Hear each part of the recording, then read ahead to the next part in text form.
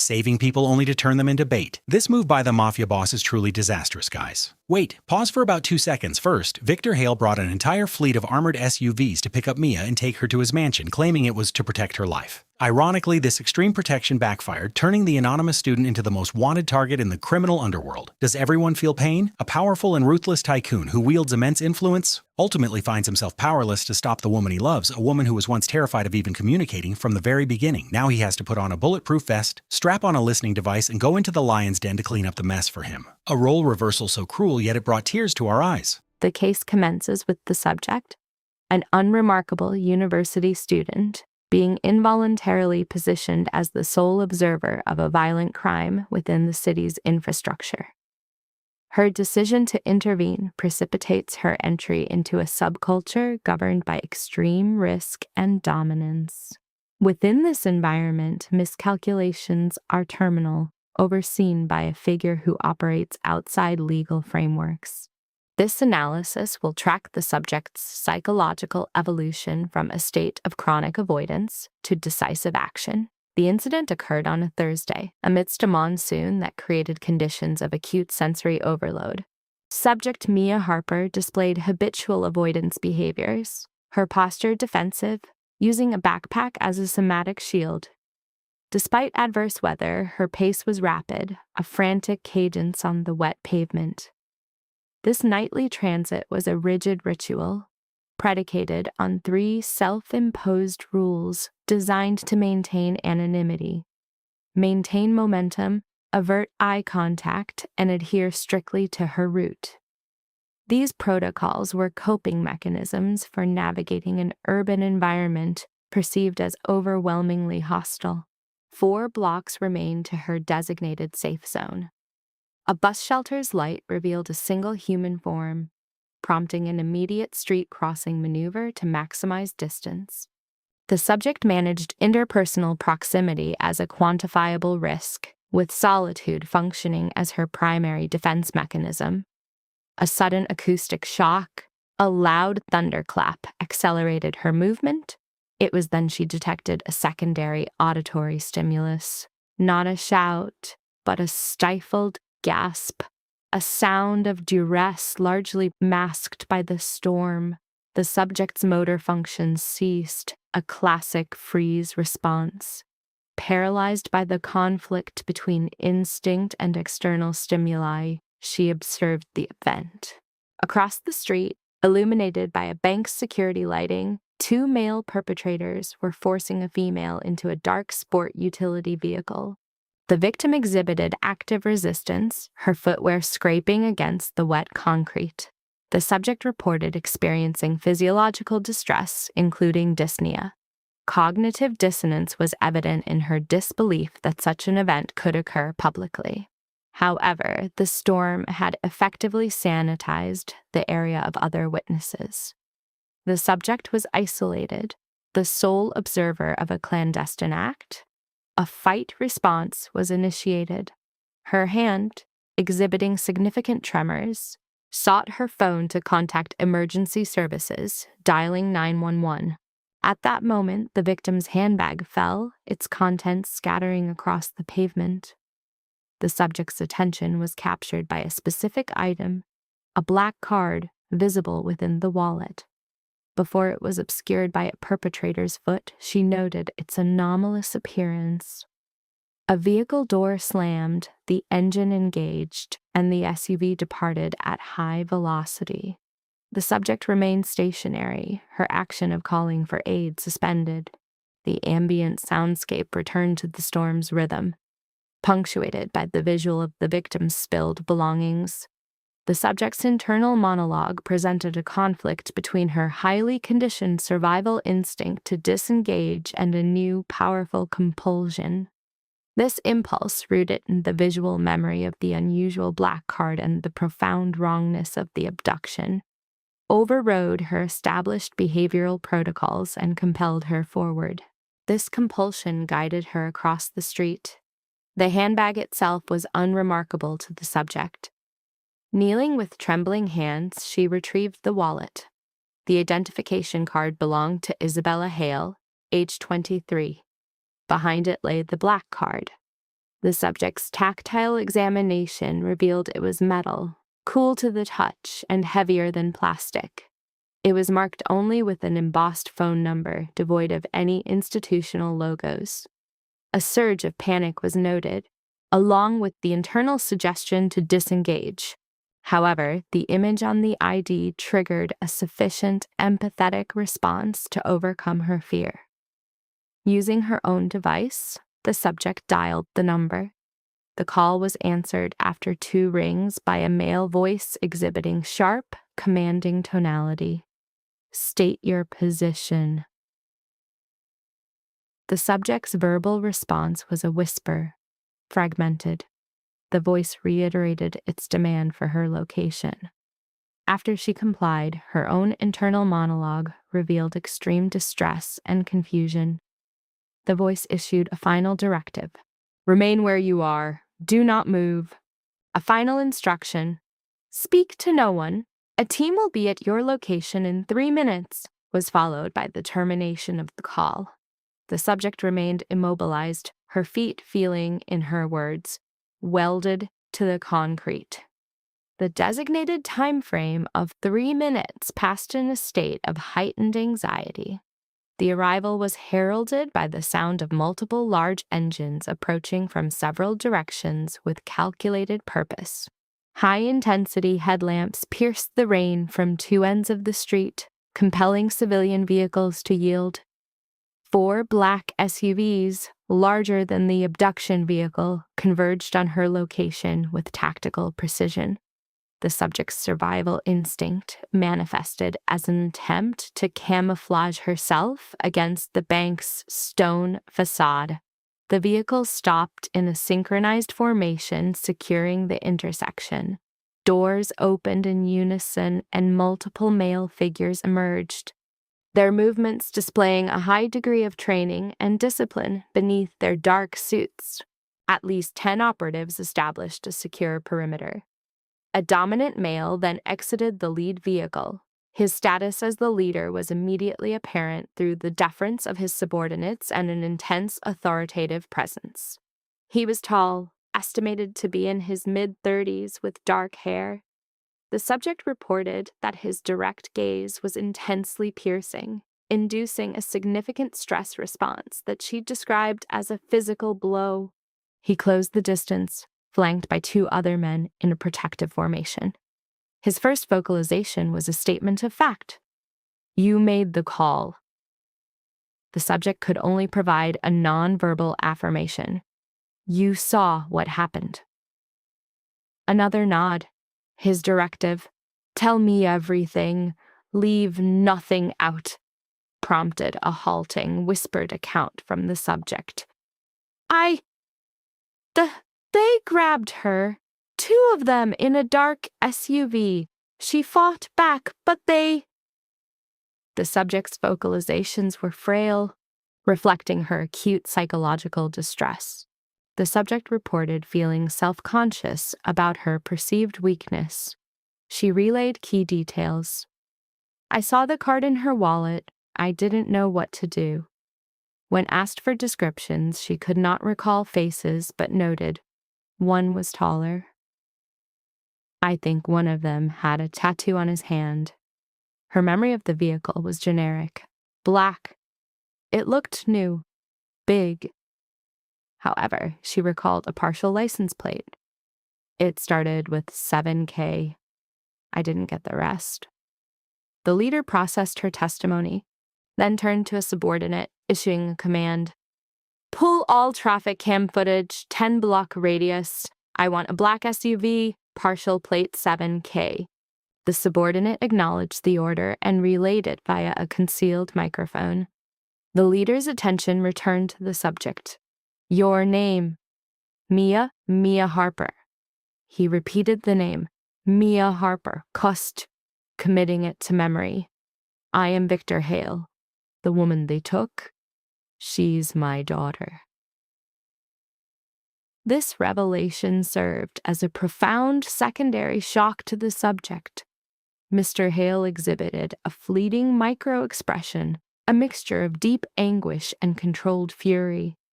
before his features regained a neutral state. "You were right to call. That card is for emergencies of the gravest nature." The number, it was implied, was part of a highly restricted communication network. Mia managed to report that the victim had resisted. A masseter muscle tightened in Victor's jaw, a clear physiological indicator of stress. "Unacceptable," he stated. He extended his hand, a nonverbal command for the wallet. As Mia complied, a brief tactile contact occurred. He opened the wallet, his expression unreadable as he viewed his daughter's ID, then concealed it. "How long?" "5 minutes. Maybe 6. I called the second their car was gone." "Their direction?" Mia indicated east. Victor was already raising his phone. 6 minutes. "Report received. Eastbound from 2nd Street office.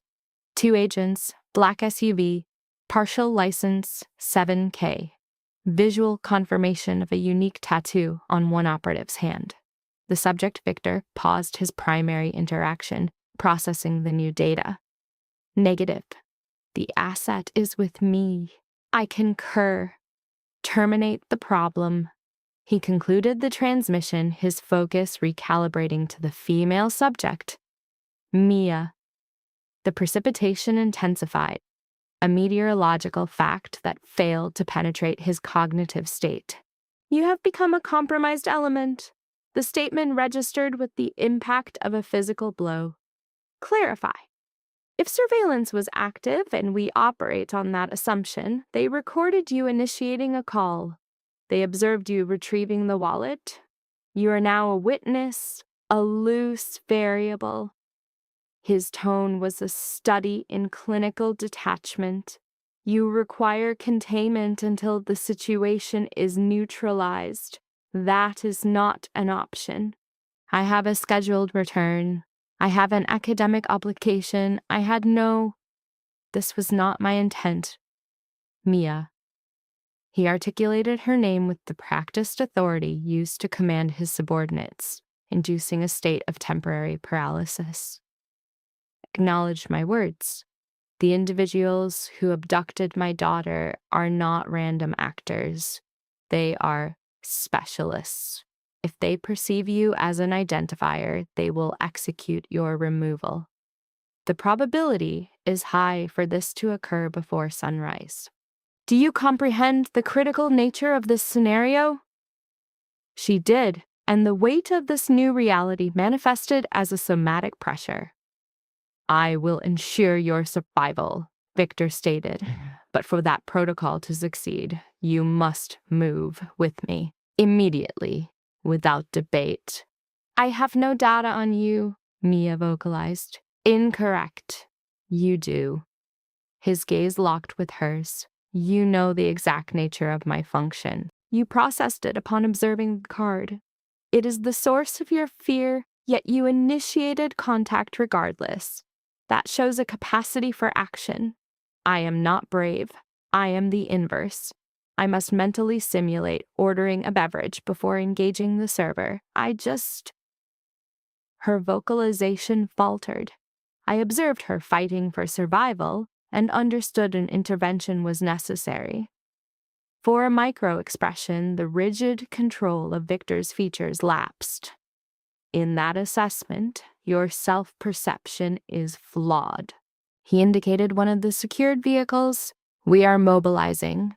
What is our destination? A secure location where we can engage in a debrief, and you will relay all sensorially recorded data. Each passing second represents a critical window, Mia. My daughter's viability is contingent on the details within your memory." The psychological pressure of his declaration was acute. She considered flight, a return to her domicile, to treat the event as a cognitive anomaly. But the defiant image of Isabella Hale was seared into her short-term memory, and she signaled acquiescence. Understood.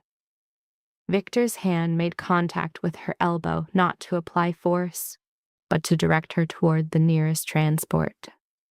An agent opened the rear access point. The interior presented a sensory contrast of soft leather and regulated temperature, a sanctuary from the storm. Victor assumed the position beside her. The door sealed, creating an acoustic bubble against the external weather event. A driver was at the controls, and the vehicle integrated into traffic with calculated efficiency. Mia maintained a rigid posture, moisture from her clothes transferring to the seat, her hands clasped in her lap. The other SUVs maintained a defensive formation, a convoy for which traffic regulations were secondary. "Where is my destination point?" she repeated, her volume low. "To my residence. It is a hardened structure. They will be unable to access you there. What about my apartment? My cohabitant will experience significant distress if I don't." Her designation?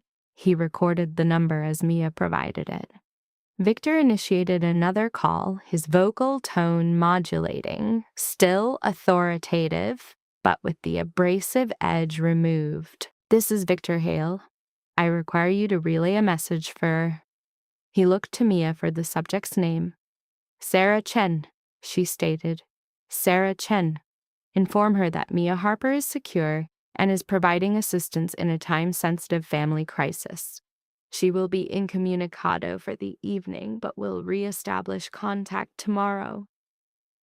"Yes, I appreciate it." He terminated the call, his gaze returning to Mia. "It is managed. You cannot simply—" "Who was that contact? What is the guarantee she will receive it?"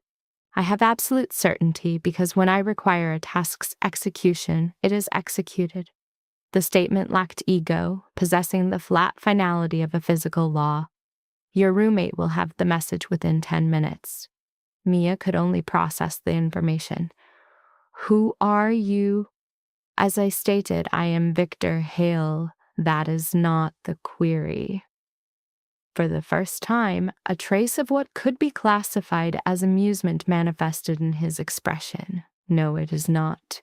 He settled back into the seat, his attention fixed on her. "I'm a businessman, Mia.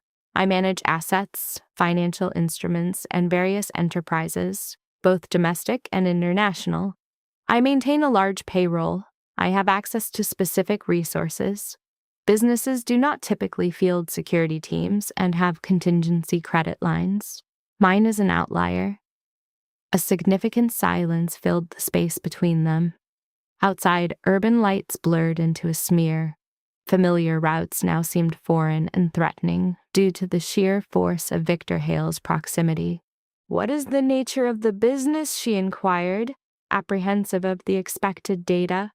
"The kind that generates antagonists." He shifted his gaze to the window.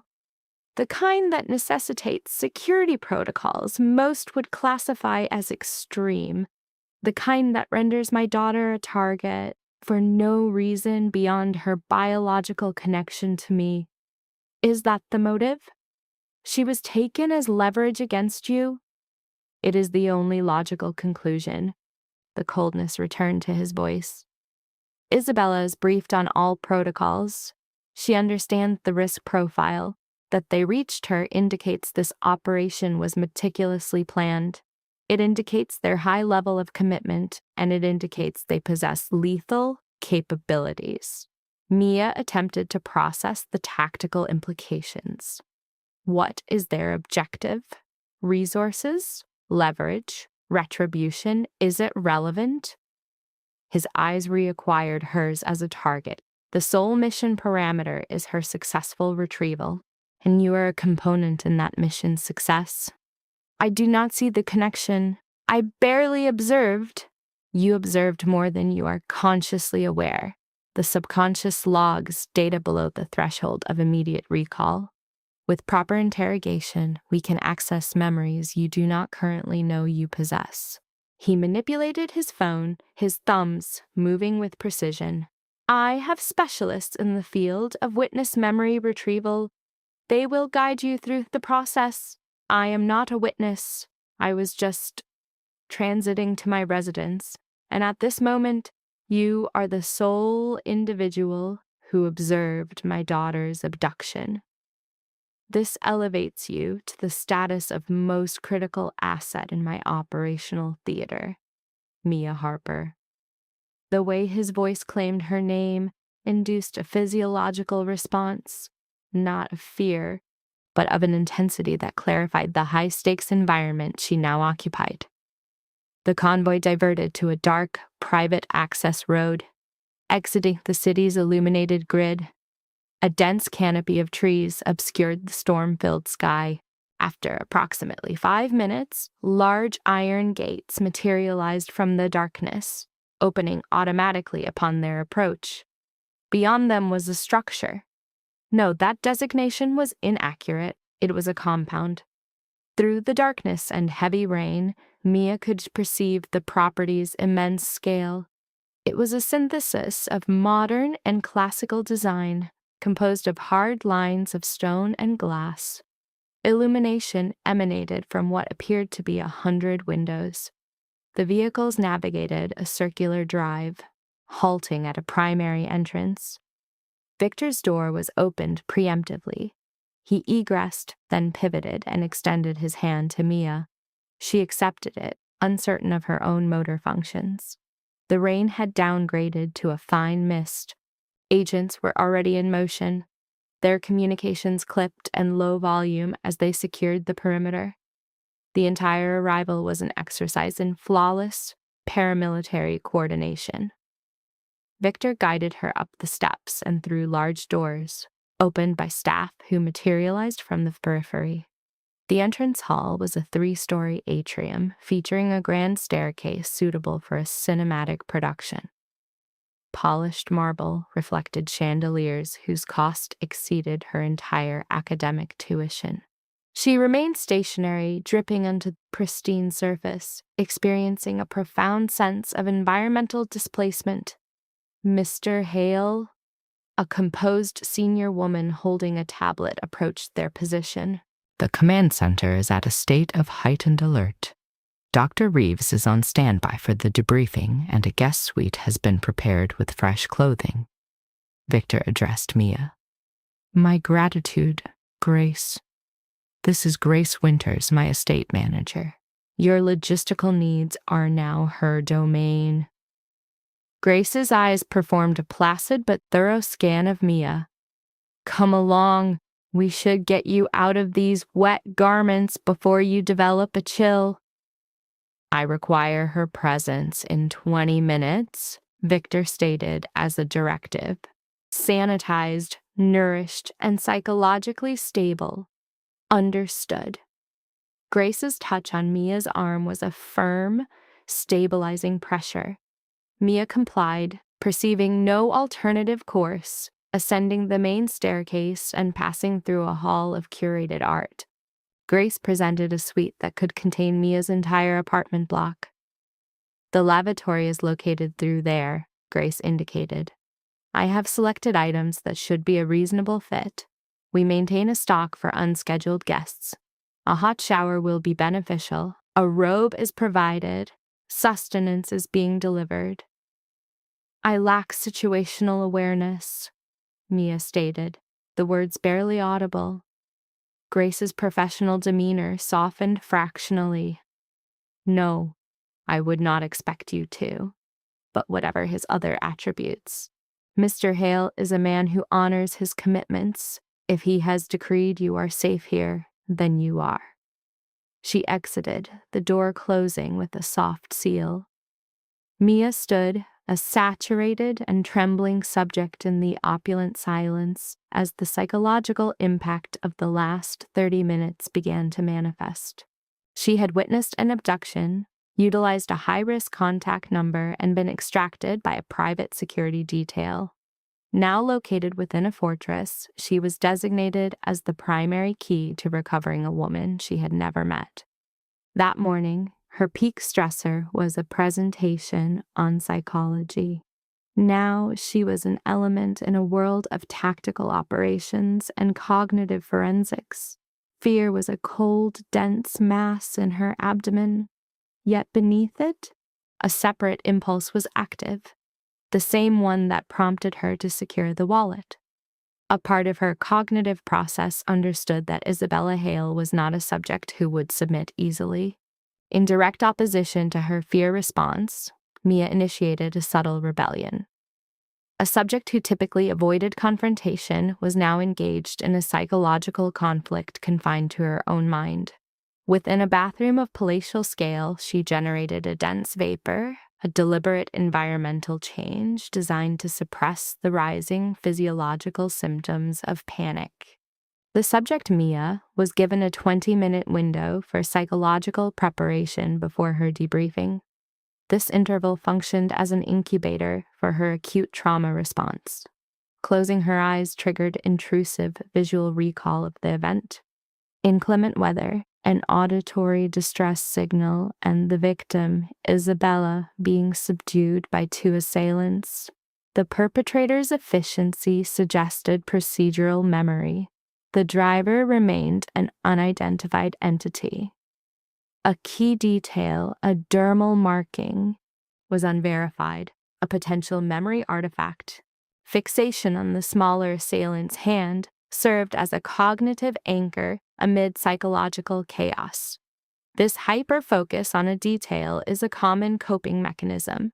Following a period of hygiene, she was provided with new attire, which appeared to facilitate a state of dissociation. Her reflection presented a depersonalized image, a subject enmeshed in a scenario initiated by her own volitional act of intervention. A need to assign meaning to her choice was palpable. The handler, Grace, appeared with sustenance, stating, "Soup. Mr. Hale is waiting."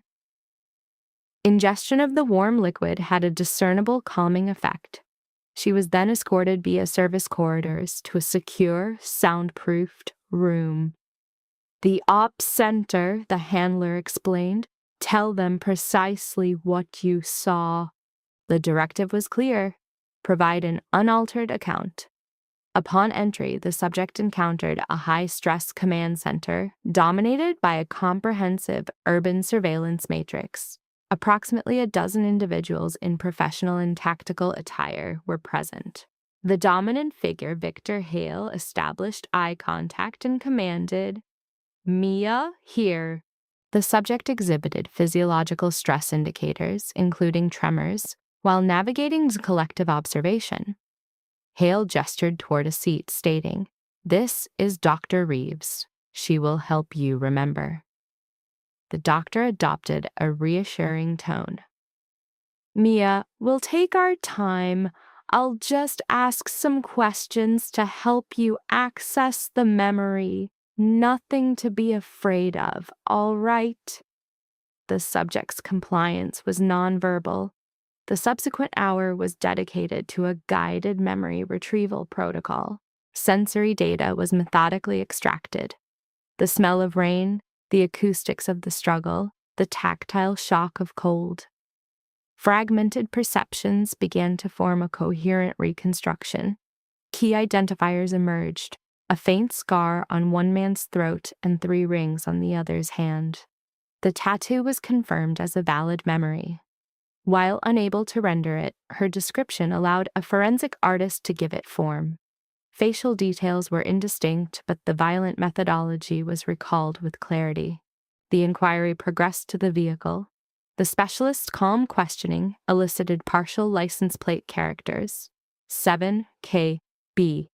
A minor structural imperfection near the bumper was also recalled.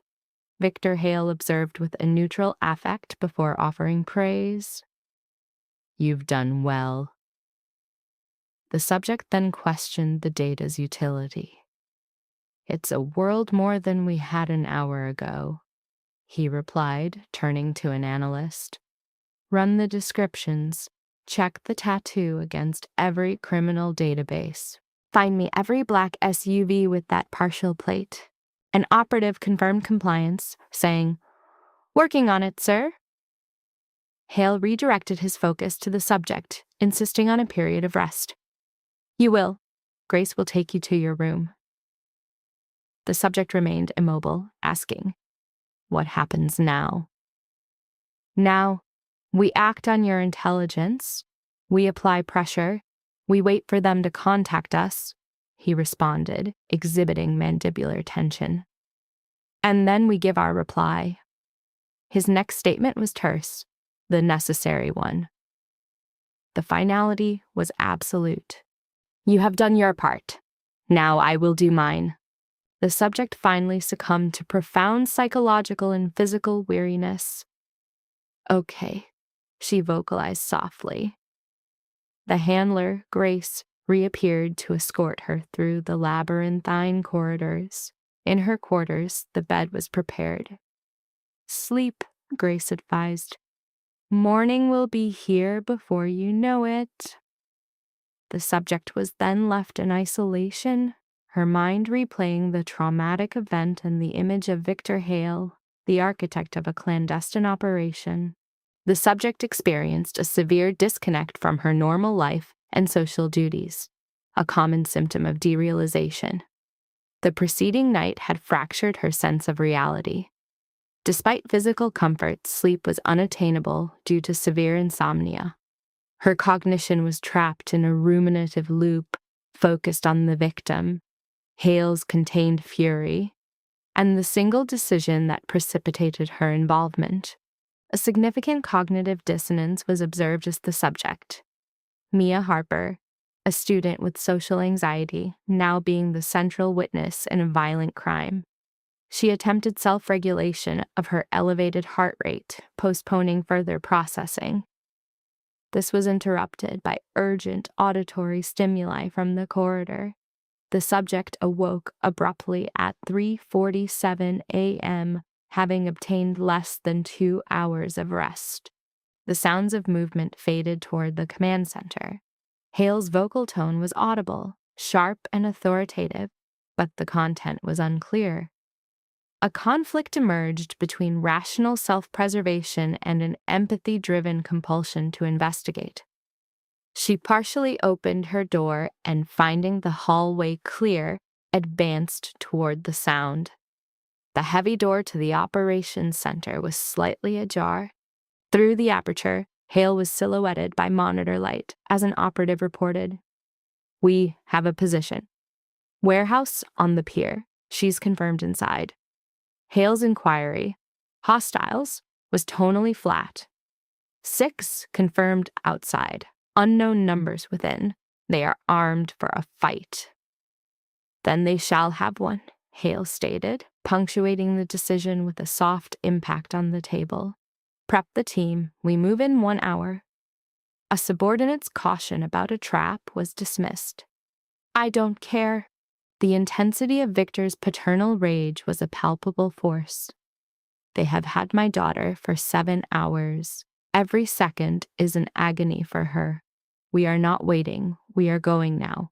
Ready the assault team. In response to, yes, sir, and approaching footsteps, the subject retreated to her room, exhibiting extreme tachycardia. The realization that a rescue operation was imminent induced a state of hyperarousal, precluding any possibility of sleep. The subject's cognitions fixated on Victor Hale's tactical shift from calculated pressure to overwhelming force. She engaged in projective empathy for the victim's imagined state. The subject's previous hope for future comprehension was nullified by the immediate escalation. Her role was reduced to that of a passive witness. A stress-induced syncope likely occurred as her next conscious awareness was of dawn and the scent of coffee. Upon waking, a brief period of spatial disorientation was followed by the abrupt and total recall of the preceding trauma. The profound silence of the environment was perceived as more threatening than the earlier activity. The time was 8:23 a.m. A soft knock induced a startled response. It was the handler, Grace, who preempted the subject's question with a subtle negative headshake. They left at 5. There has been no word, she reported, relaying Hale's directive to remain sequestered. Keep the draperies mostly closed. You will open the door for no one. Security knows you are here, but we are maintaining a minimal footprint. The subject's query of why was met with a clinical rationale. Because the people who took Miss Isabella may want to tie up loose ends, and you, my dear, are the only one who saw their faces. This information served as an acute stressor, triggering a psychomotor tremor. The confinement was indefinite, until Mr. Hale says otherwise. The clear implication was that distraction was necessary to endure the psychological distress of waiting. The subject's acute anxiety manifested somatically, causing a loss of appetite. Her mind produced intrusive and violent scenarios involving the raid. She consumed minimal sustenance and dressed in another provided outfit. The precise fit of the clothing was perceived not as care, but as a disturbing and invasive level of observation. This prompted paranoid ideations regarding surveillance and the unknown duration of her confinement. She located the library, a 2-level room whose full view was obscured. An attempt to read was unsuccessful due to an inability to concentrate.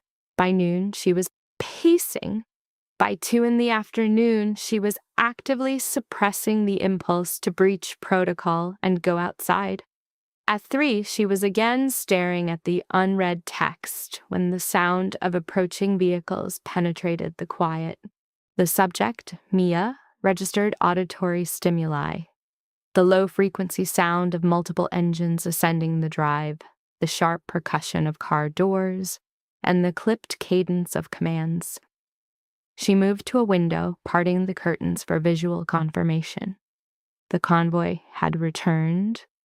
4 dark vehicles in their previous tight formation. Personnel disembarked with practiced tactical efficiency. From the second vehicle, Victor's subordinates assisted a young woman with dark hair. It was Isabella. The subject's respiration hitched. The patient was ambulatory and alive. The main entryway was opened forcefully, its sound reverberating through the structure. The subject perceived hurried footsteps and sharp, authoritative voices. Victor's voice then emerged, projecting a novel severity. He commanded Dr. Chen be contacted and for Grace to be located. He ordered a therapeutic bath prepared for Isabella within 5 minutes. The patient's protestation of being fine was immediately dismissed. He clinically countered that she was in shock and likely hypothermic, forbidding any argument. Mia registered Isabella's laughter, a sound noted as audibly fragile, remarking on his inability to disable his inner control freak. Pooh, even during a rescue. Victor's tone softened marginally, affirming this trait, especially for a rescue. He then directed her to get warm. Mia retreated from the window, paralyzed by indecision, until Grace appeared in the library entrance. Grace reported that Miss Isabella was requesting her presence. "To see me." The subject expressed confusion. Grace clarified that the patient wished to thank the individual who initiated the call for aid. She then urged Mia to follow, noting that the patient's father would not permit her to be active for long. They proceeded down a corridor to a different section of the residence. Grace knocked once before entering a bedroom that exceeded the size of Mia's own. Isabella was seated on the edge of a large bed, enveloped in blankets. A physician was measuring her blood pressure as Victor maintained a vigilant, observational stance. Isabella's focus shifted to Mia, her lips forming a weary smile as she identified her from the wallet. Mia responded with a simple nod, experiencing a physiological heat response associated with social awkwardness. At this proximity, Isabella's physical attractiveness was notable despite her recent trauma. Her dark hair was disheveled and contusions were forming on her wrists from ligatures. Yet her gaze maintained a defiant quality. Mia vocalized a rapid, disjointed apology, clarifying she was glad the patient was safe but felt she had no other recourse. Isabella interjected, her voice quiet but firm. stating Mia's action was the direct cause of her survival. She revealed her captors intended to terminate her after extracting information from her father. She attributed her current state of being alive to Mia's courage in making the call. Mia denied being brave, stating she was terrified. Isabella directed a knowing look at her father, seeking his confirmation. Victor's facial expression was impassive, a mask of control. He defined true courage not as an absence of fear, but as action taken in its presence.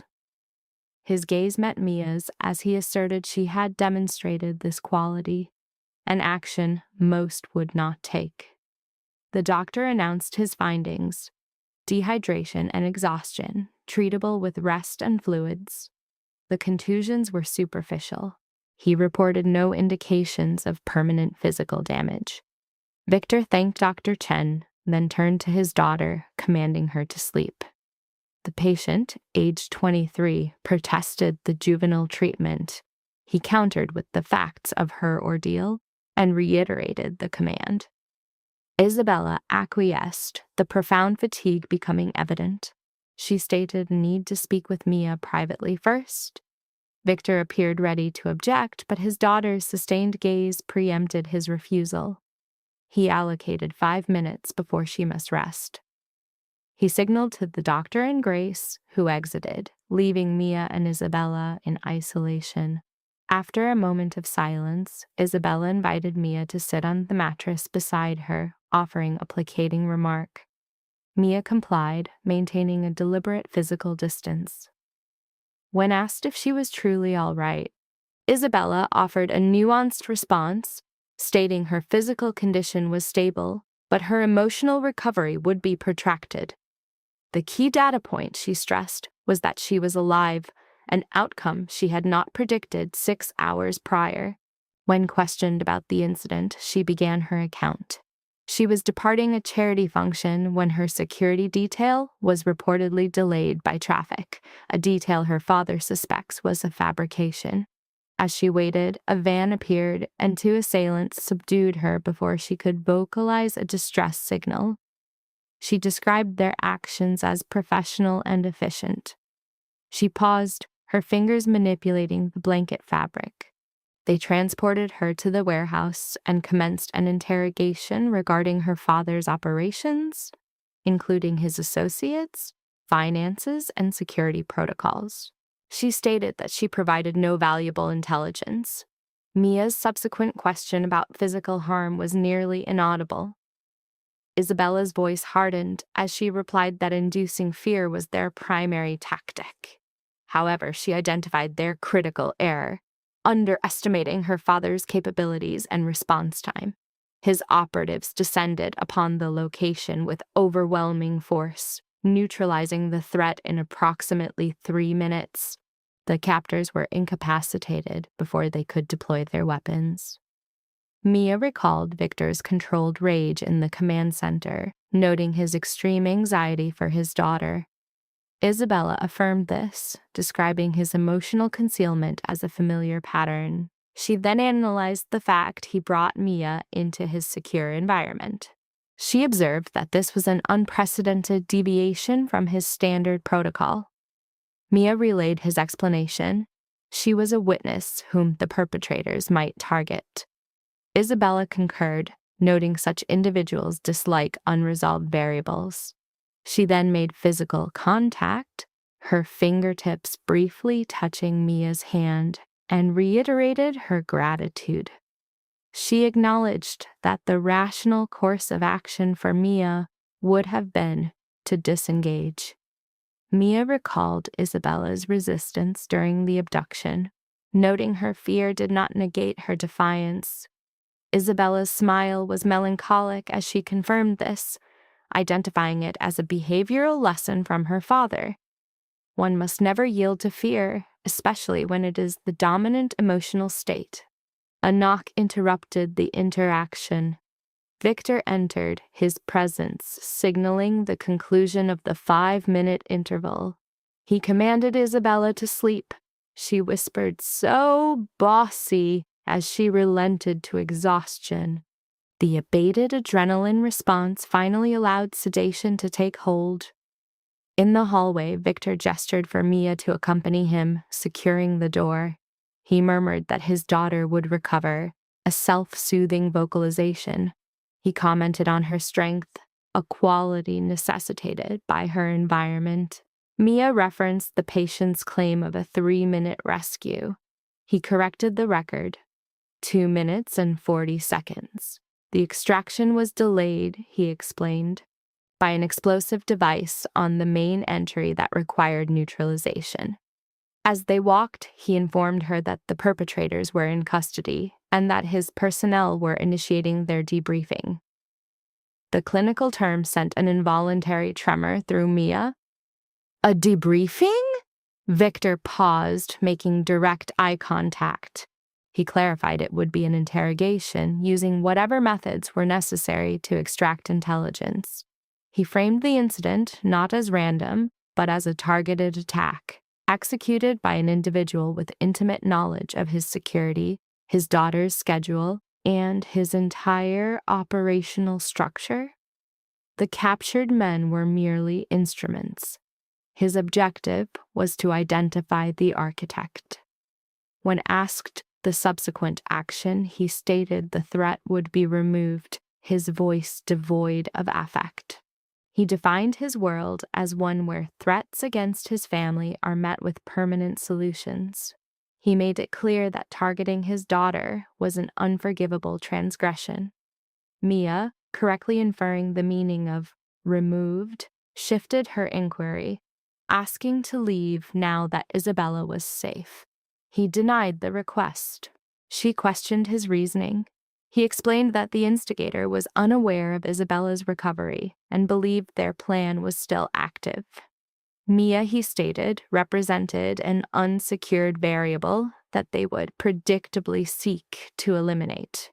He proceeded toward the command center, declaring that she would remain under his protection until the threat was neutralized.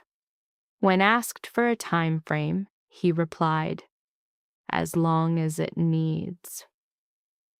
Inside the operations hub, the monitors now displayed multiple images of 2 captured males.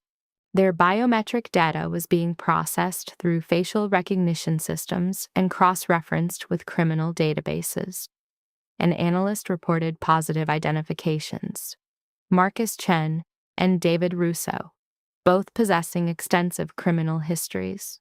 The analyst confirmed Chen had the dragon tattoo Mia had described, linking him to a triad organization. Victor analyzed the data on the screen, his focus intense. He demanded to know who had contracted them. The analyst reported they were resistant to interrogation. "Make them speak," Victor commanded, his tone sharp and cold. He required names, the identity of the planner, the source of the intelligence. He set a deadline for this information: nightfall. The analyst acknowledged the order. Mia remained at the entryway, a passive observer to a grim procedure, feeling drawn into a reality far beyond her comprehension. This was not merely a wealthy individual concerned for his security.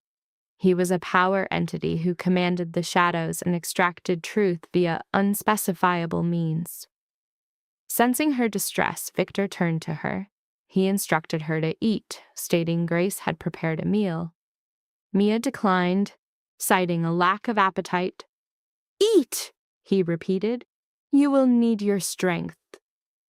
When she asked why, he paused, his expression momentarily inscrutable. "We may require more from you.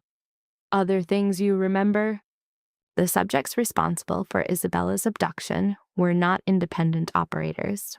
A larger organization is implicated, and your recall may provide a link. I've recounted all I can. A valid assertion, but traumatic memory is unreliable. A suppressed detail may emerge. An observation you deemed irrelevant, a peripheral face. A stimulus that registered as benign could now be diagnostically critical. The subject, Mia, exhibited self-soothing behavior. Your proposal is that I remain here indefinitely in a secured facility while you pursue hostile actors. Does that seem rational for a person of my profile? Your profile? A normative individual. The subject's life history was confined to academic settings and performance anxiety, a reality with no parallel to this level of aggression.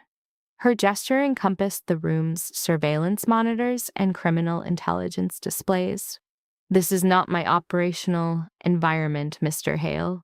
I am an anomaly here, yet your presence is undeniable. His vocal tone modulated. You made an executive decision last night. You could have chosen inaction, but you intervened. That action integrated you into this dynamic, whether you acknowledge it or not. My intent was simply to act appropriately, and you did, resulting in my daughter's recovery. But this action initiated a secondary sequence of events. The perpetrators are now aware of observation. They are cognizant of a witness to the abduction. Your identity may be unknown for now, but its discovery is a statistical probability. These organizations possess significant assets. They will analyze surveillance footage, triangulate signals, and leverage informants. It is an unavoidable outcome. He reduced the interpersonal distance, his focus intensifying. My purpose in keeping you here is not punitive, Mia. It is to ensure your continued survival. The profound conviction in his tone was a palpable force. An image of her mundane domicile, her predictable routine, manifested in her mind. A secure, stable world, now rendered remote. How can I trust you? She vocalized quietly.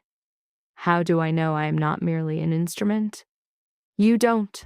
Victor's candor was a disarming tactic. You must determine if I meet your criteria for trust. But analyze this.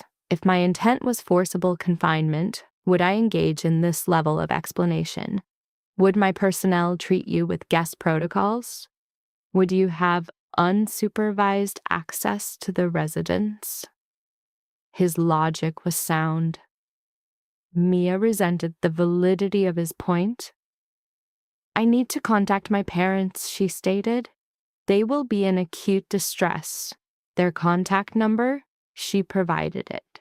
He initiated the call on a speaker. Her mother responded on the third ring.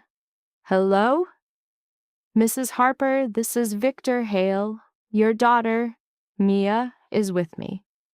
A brief pause ensued. I'm sorry, who is this? Victor Hale. Last night, Mia became involved in a significant incident and rendered my family invaluable assistance. She is in no danger, but for her security, it is imperative she remains with us for several days as we resolve the situation. Resolve what? What type of incident? I require communication with my daughter immediately. Victor transferred the phone to Mia. Her hand displayed tremors as she accepted it. Mom? Mia, is that you? What is going on? Who is this individual? Are you all right? I am all right. I witnessed an event, an abduction, and I reported it. It was Mr. Hale's daughter, and he believes the perpetrators may target me, so I am here for safety. The fabricated narrative was delivered with surprising fluency. A target? Mia, what is happening? I want you to come home now. That is not possible at this time. The situation is highly complex. Then we will come to you. No. The word was sharper than she had intended. The concept of her parents at Victor Hale's compound, with its armed security, was a source of extreme anxiety. Please, Mom, I assure you I am safe. I am being cared for. I just require a few days for this to de-escalate. Then I can provide a full briefing. Her mother was silent for a prolonged, tense moment. Then, with doubt in her voice, Are you completely certain you are not in any peril? I am certain. Call me twice daily, morning and evening. If you sense for even a second that something is wrong, you will extract yourself. Do you understand? I understand. I love you. I love you too, Mom. She returned the phone to Victor. He terminated the call. He observed her with an expression of what appeared to be approval. You managed that effectively. I deceived my mother. You shielded her from the full truth. A critical distinction. He put away the phone. Obtain sustenance. Get some rest. We will need to review the data again tomorrow from a rested state. Mia felt compelled to object, but the day's cumulative exhaustion was an overwhelming physiological burden. She gave a slight nod and exited the command center, returning to the suite that felt less like a sanctuary and more like a gilded cage. As instructed, Grace had left nourishment, a salad and sandwich. Mia consumed it without sensory input, her mind in a state of turmoil. She lay on the bed, fixated on the ceiling, attempting to reconstruct the last 24 hours. Thus, the subject Mia witnessed an abduction, made a call, and was drawn into the sphere of influence of a man who manipulated clandestine networks and neutralized his adversaries. She had interacted with his daughter, a subject presenting with complex trauma that Mia lacked the framework to process. And she was now a protected captive, isolated in a luxurious enclosure while Victor Hale hunted those who had targeted his lineage. His statements about consequences were not false. She had elected to intervene, never calculating the price would be the complete destabilization of her own insulated world. A component of her psyche registered extreme distress over her forfeited reality, a longing to have ignored the wallet, to have never initiated the call. She would be in her apartment, occupied with the mundane anxieties of academia and finances. Yet another, more resilient part of her psyche derived a dark sense of validation. Isabella was alive due to her actions. A daughter was restored to her father because Mia exhibited courage for a single minute. Perhaps that moment justified a few more days of this ambient dread. Unconsciousness must have occurred as she awoke to total darkness, penetrated by the sound of agitated voices from the level below. Mia became fully alert, her heart rate elevated as she tried to parse the words. The conflict below was intensifying. A voice, sharp with a cold rage, was unmistakably Victor's. She knew that listening was a breach of protocol, a transgression. She was an unregistered entity meant to move through his fortress unobserved, but her motor functions carried her forward involuntarily down the hall to the edge of the main staircase. The sound emanated from his study, a room she had only seen briefly. Through the partially open door, a sliver of light cut through the dark. I am wholly unconcerned with the political implications, Marcus. Someone in my organization provided them with the intelligence. Someone I trusted. Victor's voice was a low, lethal frequency. I require a name. We are pursuing it, a second man replied. But this demands a delicate approach. Our window for a delicate approach has closed. The informant who betrayed me is still active, with access to my operations, my residence, my family. Every second they remain at large, they can inflict further damage on my infrastructure. What are your instructions? Subject every one of them to deep vetting. I mean all personnel. Examine their financials, communications, and recent affiliations. This was a targeted attack. The objective was to fracture my daughter psychologically. I want the source exposed. Mia pressed herself to the cold wall, her own pulse audible in her ears. A hostile element within his own ecosystem. A trusted associate had directed the threat to Isabella, aware of the precise moment of her vulnerability. And the girl? The other man inquired. The witness. What is her duration of stay? For as long as is necessary. She is a non-combatant, Victor, a loose variable with too much information. If a rival faction acquires her, they will not. On what do you base that certainty? Because I will not permit it. A profound silence occupied the space. Mia Harper is a protected asset. Any individual who even considers acting against her will be held directly accountable to me. Ensure that directive is communicated with absolute clarity to any interested parties. Mia's respiration ceased. He was not merely isolating her from his kidnappers, but from his own subordinates who viewed her as a problem requiring a solution. You are forming an attachment, the other man observed, his tone quiet.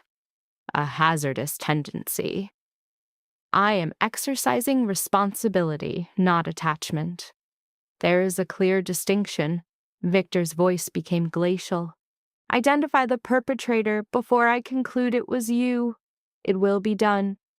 The sound of receding footsteps faded as the study door opened.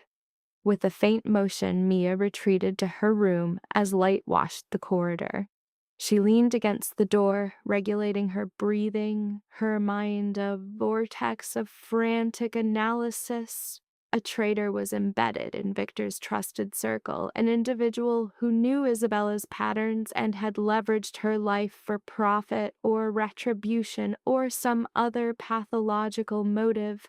And now Victor was hunting this internal threat while ensuring Mia did not also become a casualty. She returned to bed but found no rest, attuned to the ambient sounds of the house, contemplating the true depth of this pathology. Daylight emerged with a harsh, intrusive quality. Grace appeared at 7 a.m. with a breakfast tray and a directive. Mr. Hale requires your presence in the operations center. Mia ingested some food, dressed, and moved down into the core of the apparatus. The room was a hub of silent, intense activity, with more than 15 operators at their stations. Victor stood at the central table, his environment condensed into the display of a tablet. His attention fixed on her as she entered. Mia.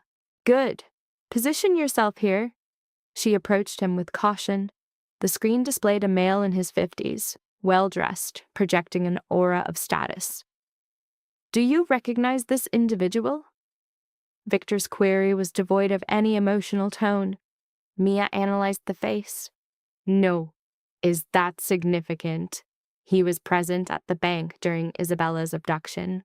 Surveillance data places the subject, Richard Chen, at the location's ingress approximately 10 minutes prior to the event's escalation. He becomes unobservable just before the assault initiated. The subject is identified as a prior business associate of Victor's. A tick in Victor's masseter muscle indicates acute stress. Our investigation revealed a data trail. For the last 6 months, he has been compromising intelligence to a rival entity. He was aware of Isabella's attendance and the specific vulnerability in her security detail. He was the architect of the entire incident. A profound psychogenic coldness is observed in Mia. Your own colleague orchestrated this? Desperation, it is noted, can be a powerful pathological catalyst. Richard was encumbered by gambling debts. His financiers provided a resolution. Victor deactivated the tablet. We took him into custody this morning. He is undergoing persuasive debriefing. The disposition of his case? That is contingent upon his degree of cooperation. Victor's affect was entirely flat. But his statement radically alters your circumstances. Richard has confirmed you are the sole witness. He informed his handlers, which means they are now aware of your identity. They will initiate a hunt for you, Mia. The timeline is uncertain, but the threat is absolute.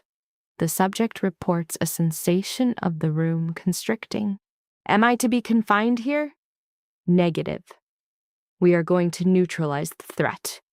He reoriented, his undivided attention presenting as a tangible pressure. I am systematically dismantling the organization that targeted my daughter, the one to which Richard was subordinate. When they are eradicated, you will be secure. The duration of this operation, unpredictable. Days, weeks. A pause was noted. I recognize this is not the life you envisioned. It is, however, your current reality. The only remaining variable is whether you will grant me the trust required to navigate it. Mia assessed the man, a human tempest who elicited both profound allegiance and primal terror, who mobilized a force for his daughter and was now excising corruption from his own structure. He personified every warning sign she had ever internalized. Her limbic system urged immediate flight. Yet, those same impulses had preserved Isabella's life. I trust you, she articulated softly. A transient, unclassifiable expression flickered across Victor's eyes. Maintain close proximity. Adhere precisely to my personnel's instructions. And if any stimulus, any at all, registers as anomalous, you report directly to me. Is that clear? Perfectly. He gave a curt nod, his focus already returning to the strategic display. Marcus, I require 24/7 surveillance on all of Richard's known contacts over the last month. James, acquire his corporate financials. Sarah, I need his communications decrypted. Every email, every message. He disclosed his knowledge to someone. Locate them before they can abscond. The room operated with a chilling, synchronized purpose. Mia remained immobile, observing this apparatus of retribution function with clinical precision. The nature of her new existence crystallized. She was no longer a mere observer. She was an asset on Victor Hale's strategic board. The engagement had commenced. The subsequent 3 days passed in a disorienting, atemporal state, a cycle to which she could not acclimate. Her existence became a closed loop, waking, consuming meals provided by Grace, then observing for hours in the strategy room as Victor's team pursued intangible leads. They repeated the same inquiries, attempting to dislodge a new, unrecalled fragment of data. She would take lunch, review hours of surveillance footage, have dinner, and then lie awake as the residence itself seemed to vibrate with a sleepless, predatory energy. Isabella, conversely, was recuperating with remarkable speed. By the 3rd day, she was ambulating through the corridors, defying her father's directives to rest. Mia located her that Wednesday afternoon in the library, enveloped in a large leather armchair, a book open but neglected in her lap. May I enter? Mia inquired from the threshold. Isabella's expression formed a slight, delicate smile. Yes, please. The isolation is becoming palpable. Mia occupied the opposing chair. A silence settled between them before Isabella shut her book. My father's behavior is utterly unbearable, she confessed. He has restricted my movement to the grounds. I am seldom permitted out of his direct line of sight.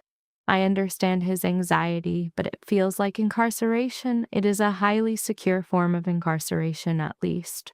Security feels remarkably similar to asphyxiation, Isabella retorted, drawing her knees up. How are you adapting? This must be an absolute nightmare scenario for you. I am coping. The situation feels surreal.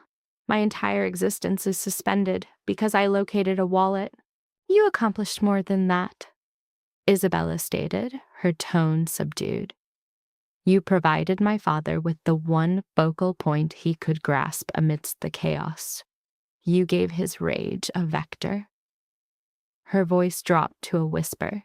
You cannot comprehend what he becomes when he perceives himself as powerless. I have witnessed it twice. The first instance was my mother's death, and the second was 2 nights ago, when he believed he was about to lose me. It is not a state you wish to observe. Mia had been unaware of the loss of Victor's wife. Her name was never spoken. I'm very sorry about your mother. It occurred 8 years ago. Cancer. Isabella's gaze lost focus. After she passed, Dad just constructed things. His enterprise, his influence, this entire empire. I believe he thought that if he were sufficiently powerful, sufficiently invulnerable, no further harm could befall us. He was mistaken. He has the appearance of being forged from solid iron. He is. But strength provides no immunity from grief or from fear. Isabella's gaze was fixed intently on Mia. He has a clear interest in you. It is observable. A wave of heat rose up Mia's neck. I have barely interacted with the man. He witnessed you display courage at a critical moment. For him, that is paramount trait. My father is parsimonious with his trust, but once granted, it is absolute. She paused.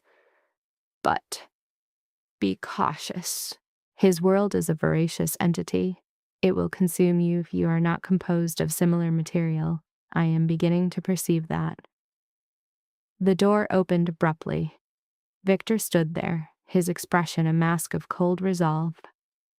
Isabella, Dr. Chen is here to check your vitals. Mia, operations room. Immediately. Isabella exhaled and rose. You see? Completely inflexible. But Victor's attention had already shifted from his daughter. His stare was fixed on Mia. Let us proceed. Mia trailed him down the corridor, a knot forming in her abdomen. His tone was a clear indicator of negative developments. The operations room was a nexus of quiet intensity, its primary screen displaying building schematics. What is the situation? Mia inquired. Marcus, Victor's apparent subordinate, indicated the display. We traced Richard Chen's communications to a Vincent Zhao. He operates an import-export firm as a cover for his true ventures: weapons, narcotics, human trafficking. For years, that parasite has attempted to encroach on my territory. Richard effectively gave him access, Victor stated, his voice devoid of warmth. His calculation was that by abducting Isabella, he could create leverage, compelling me to trade assets for her return. But you recovered her before he could present his demands, Mia deduced. Precisely. This leaves Vincent in a strategically untenable position. He has revealed his entire strategy for no gain, and he knows retribution is imminent. Victor's arms crossed his chest. The variable now is his response. Will he retreat, or will he escalate to see the conflict through? Marcus displayed a new dossier. A photo showed a man in his 40s, in an expensive suit with the eyes of a predator. This is Vincent Zhao. Our intelligence indicates he is mobilizing. His teams are relocating materiel to a warehouse across town. The objective remains unconfirmed. Mia examined the photograph. Vincent Zhao did not resemble a common criminal. He possessed the veneer of a corporate executive, but his eyes, they were vacant. What kind of materiel? Victor insisted. Electronics, communication systems. He might be establishing a new command center or preparing for a retaliatory strike. Marcus allowed the silence to linger. There is another development. We have had surveillance on his network. Vincent is aware of the witness. He knows an observer saw his men take Isabella. He is offering a bounty for their identity. A deep silence permeated the room. Mia could sense the focus of every individual shifting to her. What is the reward? Victor inquired, his tone unnervingly placid. 50,000 for identification, 100,000 for a location. Mia's strength failed her. She steadied herself on the table. That is a transformative sum for an individual. It is, Victor confirmed, which is why you will not depart from this compound. There are no exceptions. Marcus, I want perimeter security doubled. Uninterrupted surveillance. If a domestic animal approaches within a mile, I require notification. It will be done, sir. Victor's gaze met Mia's. You are secure here. I give you my word. But you must comprehend our adversary. Vincent Zhao is incapable of accepting defeat. He is methodical. He will sever every loose end, and you have become a loose end. So what is our strategy? Mia asked, despising the tremor in her voice. We terminate this before he can execute his own. Victor's jaw was set like stone. We move tonight. Dissenting murmurs filled the space. Marcus stepped forward. Sir, he will anticipate such a move. His defensive posture will be at its peak. It must be a deliberate trap. It is irrelevant. Victor, be rational. I am. Victor's voice cut through the dissent like a scalpel. Every moment Vincent Zhao remains at large, he is formulating his next action, and Mia is the objective. We move tonight. Maximum force. We will breach his facility, we will secure him, and we will conclude this. What if you are incorrect, and it is a trap? The query escaped from Mia's lips. Victor's eyes met hers, the severe contours of his face relaxing marginally. Then we will walk directly into it. We can no longer cede the tactical initiative to him. Marcus exhaled sharply and gave a single nod. I will prepare the team. The same equipment profile as the warehouse operation, more substantial. Vincent's personnel are professionals, not the contract muscle who abducted Isabella. I want full tactical loadouts, body armor, everything. And I require snipers positioned on adjacent rooftops prior to our breach. As the team began to mobilize, verifying weapons and equipment, Mia remained frozen. This was reality. For her, for the memory she carried, Victor was prepared to launch an assault on a rival stronghold. I need to contribute. The room fell silent. All eyes pivoted to her. Victor's expression remained a blank slate.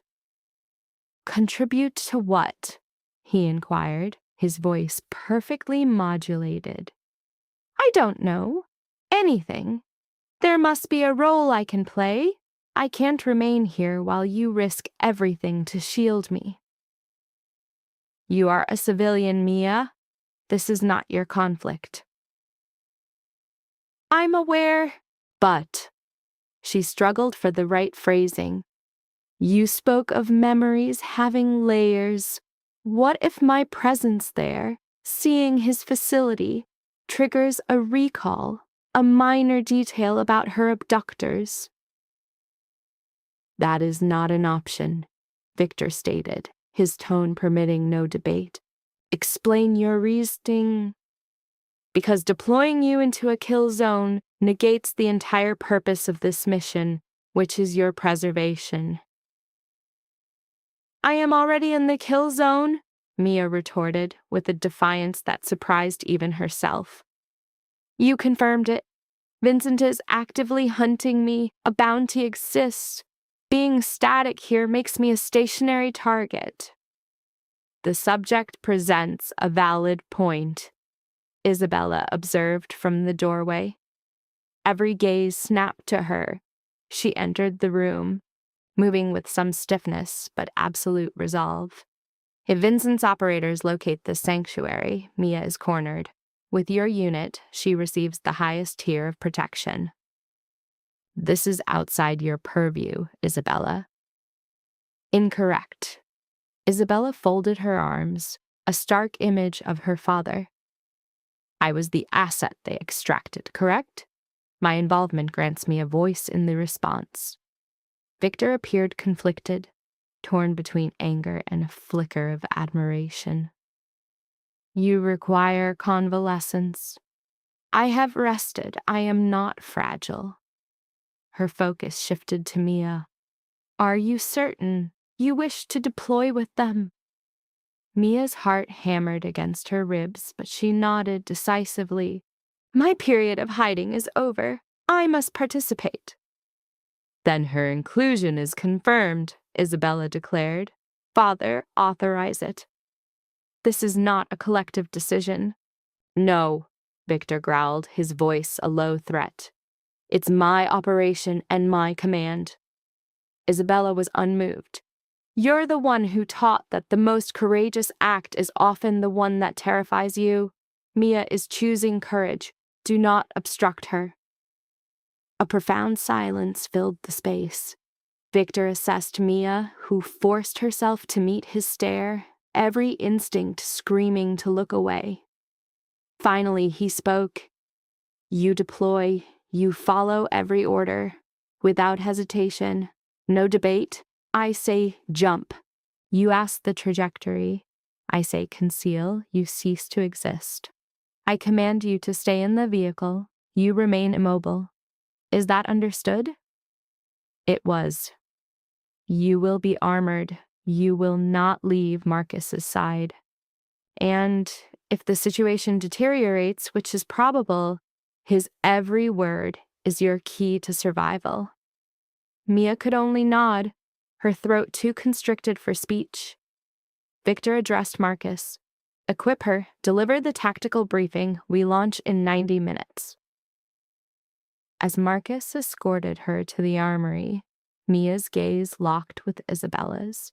A brief, unspoken acknowledgement passed between them. Then the connection broke, and a heavy ballistic vest was being secured around her torso. This is irrational, she breathed as Marcus tightened the straps. Objectively, he concurred. But Victor was correct about one thing. You possess fortitude. Most individuals would be en route to another continent by now.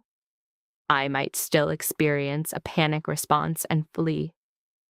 Marcus offered a slight, grim smile. If so, run toward us, not from us. We are your designated extraction team. The subsequent hour was a montage of lethal, focused activity. Mia observed Victor's operators checking gear, analyzing schematics, and confirming sniper placements. She had never witnessed such a thing. They operated like a Tier 1 unit, their sole loyalty to Victor, and Victor himself was altered. The polished executive was gone, supplanted by a combatant in full tactical attire, a sidearm on his thigh, and an earpiece linking him to his team. His aura was a tangible menace, a void that drew the air from Mia's lungs. 5 minutes, he announced. Final preparations. His operatives melted into their designated transports. Mia was placed in the second SUV, positioned between Marcus and 3 men with indistinct features. The tremor in her hands grew so severe she pinned them under her legs. Marcus noticed. Your first exposure to a hostile environment. Is it that transparent? Maintain your composure, stay close, remain silent, and mirror our movements. We will handle the operational stress. The convoy of vehicles departed the compound, a flawless tool of deadly precision. 4 machines moved through the city, commanding the road. But now Mia understood their true objective. This was not a drive. It was an advance on a battlefront. The operational hub of Vincent Zhao's organization was a concrete shell decaying in an industrial wasteland near the docks. As they approached, Victor's voice came over the comms. Aerial surveillance, provide a status report.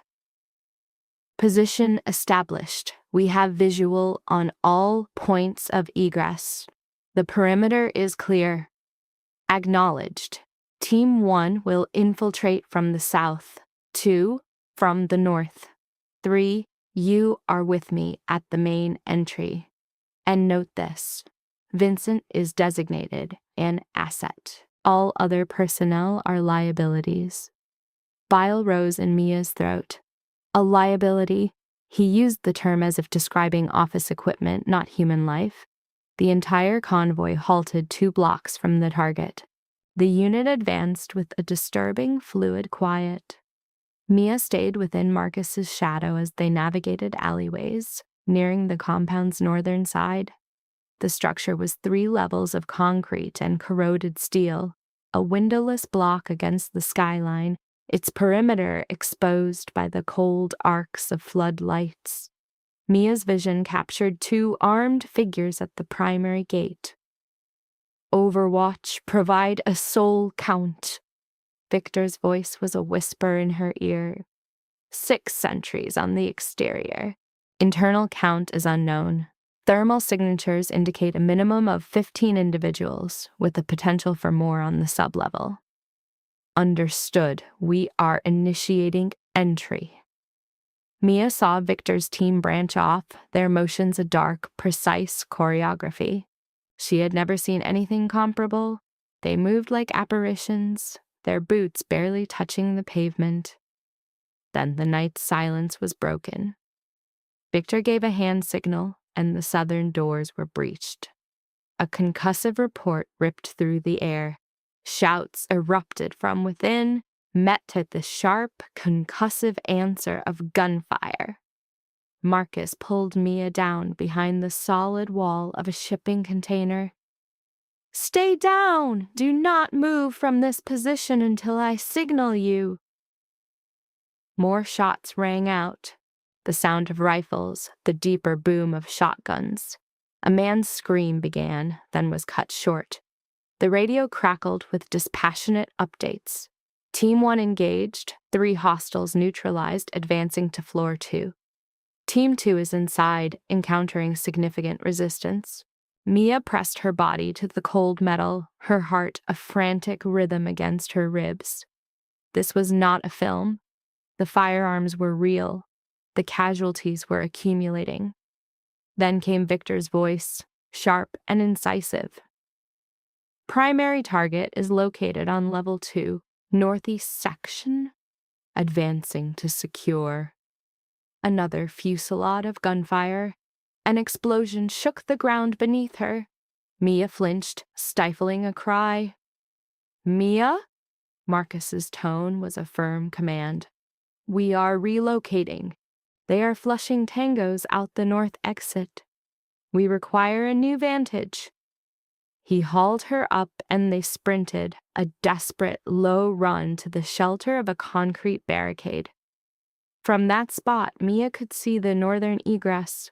A group of armed men emerged, firing erratically as they fled. One of their faces registered with sickening familiarity in her memory. Mia's breath hitched. Marcus, that man, the one in the dark jacket. It is him. I have visual. From the night of the abduction, he was on the corner. I assessed him as a civilian awaiting transport, but the details formed a grim picture. He wasn't waiting. He was observing. He was their surveillance. Marcus was already on his radio. "Target identified. North exit, dark jacket, armed. Potential spotter from the initial incident, acknowledged. We are to acquire him." Victor's voice was flat. 3 of his operatives converged on the man with an inhuman swiftness.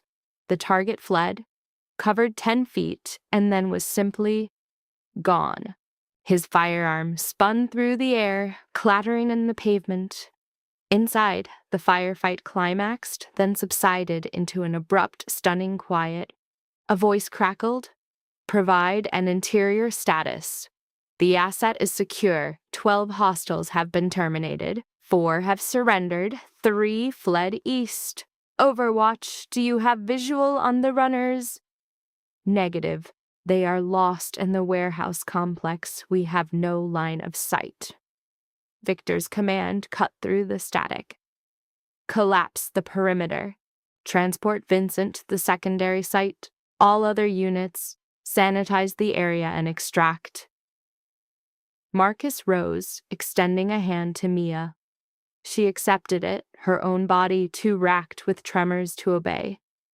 Around them, Victor's team moved through the aftermath, collecting weapons, confirming kills. and processing survivors with a chilling efficiency. The whole violent event, from initiation to conclusion, spanned less than 15 minutes. Victor emerged from the building's entrance, his gear spattered with a dark substance her mind refused to identify. Two of his men supported a figure between them. Vincent Zhao. His expensive suit was torn, his face a mask of blood, his wrists bound. Victor's gaze met Mia's as he approached. "Are you injured?" She could only nod, her voice gone. "Good. Your input was useful." The identification proved critical. He motioned to Marcus. "Return her to the safe house. I will manage Vincent." "Wait." Mia finally managed to find her voice. "What is your intention with him?" Victor's expression was one of calm control. "I intend to ask him questions. He will provide me with answers." Her query, "What if he refuses?" was met with his terse reply, "He will not." The pronouncement's utter certainty induced a somatic chill in the subject. "Accompany Marcus. I expect you at the estate." He pivoted and departed before she could protest, issuing directives into his communications device. Mia observed his exit, the containment of Vincent Zhao in an unmarked vehicle, and the dissolution of the entire tactical operation with the efficiency of a routine commute. She processed that. For them, it was precisely that. Marcus escorted her to their vehicle. The return journey was characterized by an absence of communication. Mia observed the city's passing lights, her psyche attempting to construct a coherent narrative from the traumatic stimuli. The brutality, the methodical execution, Victor's dispassionate sanctioning of death. This was his sphere of influence. This was the dominion he had previously described. Upon their arrival, the housekeeper, Grace, greeted them, her expression betraying significant anxiety. "Mr. Hale indicated you were of great assistance." The subject replied, "My only contribution was to tremble." "You gave a form to an unknown threat. That is a significant act." Grace handed her a warm beverage. "Drink this. Bathe. Attempt to rest. Mr. Hale will require a debriefing upon his return." The subject, Mia, complied with automaton-like obedience. The shower's heat was caustic, yet it failed to penetrate the profound psychosomatic cold that had settled deep within her system. She experienced intrusive flashbacks of weapon discharge, auditory memories of screaming, and the images of bodies falling. Reclining on the bed, she registered a soft knock on the door. Isabella was present in the doorway requesting entry. Mia provided a weak affirmative gesture. Isabella positioned herself on the mattress's edge. "My father contacted me. He relayed the events, confirming you identified one of my abductors. I contributed nothing. I merely recognized his features." "That is not a negligible act, Mia. It is paramount." Isabella paused. "What is your current psychological state?" "I am uncertain, disoriented. I witnessed fatalities this evening." "I am aware, and I regret you were exposed to that." "Is this a constant in your life?" Isabella exhaled, a sound freighted with history. "Not perpetual, but recurring. My father operates in a paradigm where conventional rules are suspended, where capital and influence dictate law. I was socialized observing him manipulate that environment, performing acts that would psychologically fracture others." Her gaze met Mia's directly. "But he is not a monster. He is an individual who would incinerate the world to safeguard those he loves." "Does that justify it?" "That is a query for which I have no answer. It is not my role to pass judgment." Isabella rose. "I can, however, assert this. He will ensure your safety. regardless of the cost. It is his only functional modality. Following her departure, Mia attempted to induce sleep, but each time she closed her eyes, the raid replayed on a loop. The concrete enclosure, the barrage of projectiles, the damaged visage of Vincent Zhao. She remained conscious when the sound of tires on gravel signaled his arrival hours later. Footfalls in the corridor, Victor's voice, low and authoritative. Then a knock at her door. "Enters," she managed. Victor appeared, showing signs of extreme fatigue. He wore different attire, and a sterile white dressing was affixed to his left forearm. "You have sustained an injury," Mia noted. "Inconsequential.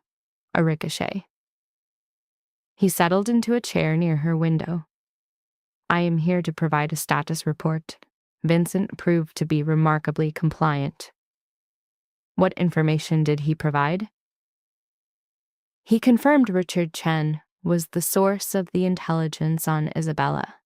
He also admitted to orchestrating the abduction and supplied a complete roster of names. Every operative in his organization involved in its planning or execution." "Oh, the individual I identified? Is he on that list?" "He is." "His designation is Tommy Liu. He has been in Vincent's employ for 3 years. His function was to conduct surveillance on the location and provide the final authorization for the team's deployment upon Isabella's arrival." Victor's facial expression became an indecipherable mask. "He was also tasked with observing you." The subject's blood ran cold. "What?" "Following the failure of the initial attempt, Vincent assigned him to you. He dedicated the last week to studying you. He knew your residence, your academic schedule, your entire pattern of life. The objective was to abduct you during our operation tonight, but your intervention prevented that. We have him. He is secured, along with Vincent and the others." Victor moved closer. "The matter is concluded, Mia. The threat against you has been neutralized. Vincent's network has been dismantled. You are secure." She anticipated a wave of relief. Instead, a cold, empty feeling manifested in her gut. "What is their disposition?" "Regarding Vincent and his men, that is outside your purview." "This is my responsibility," she whispered, the night's trauma finally breaching her defenses. "Their deaths are because of me." Victor's voice, devoid of affect, bisected her guilt. "They died due to their allegiance with a killer. That is the sole objective truth." He asserted that she carried no culpability. She had not initiated the conflict, but had intervened to preserve a life. A clear distinction. Or was it? She embraced herself, murmuring, "I still feel accountable." "That is not a burden you are required to bear," he countered, rising. "Obtain some rest. Tomorrow we will begin the process of restoring your normal life. You have earned it." As he neared the door, she called out, "Thank you for preventing my death." He stopped, his eyes locking with hers. For a brief moment, a fissure appeared in his formidable composure. "You are welcome." Then he departed, leaving Mia in the silence. This time, sleep came without resistance, a fragile truce settling over her. The traumatic episode that started with a scream in a storm finally seemed to have a resolution, or so it appeared. Mia woke to the novel stimuli of sunlight and birdsong, not a tachycardic state. For the first time in an extended period, her dreams had not been a panorama of horrors.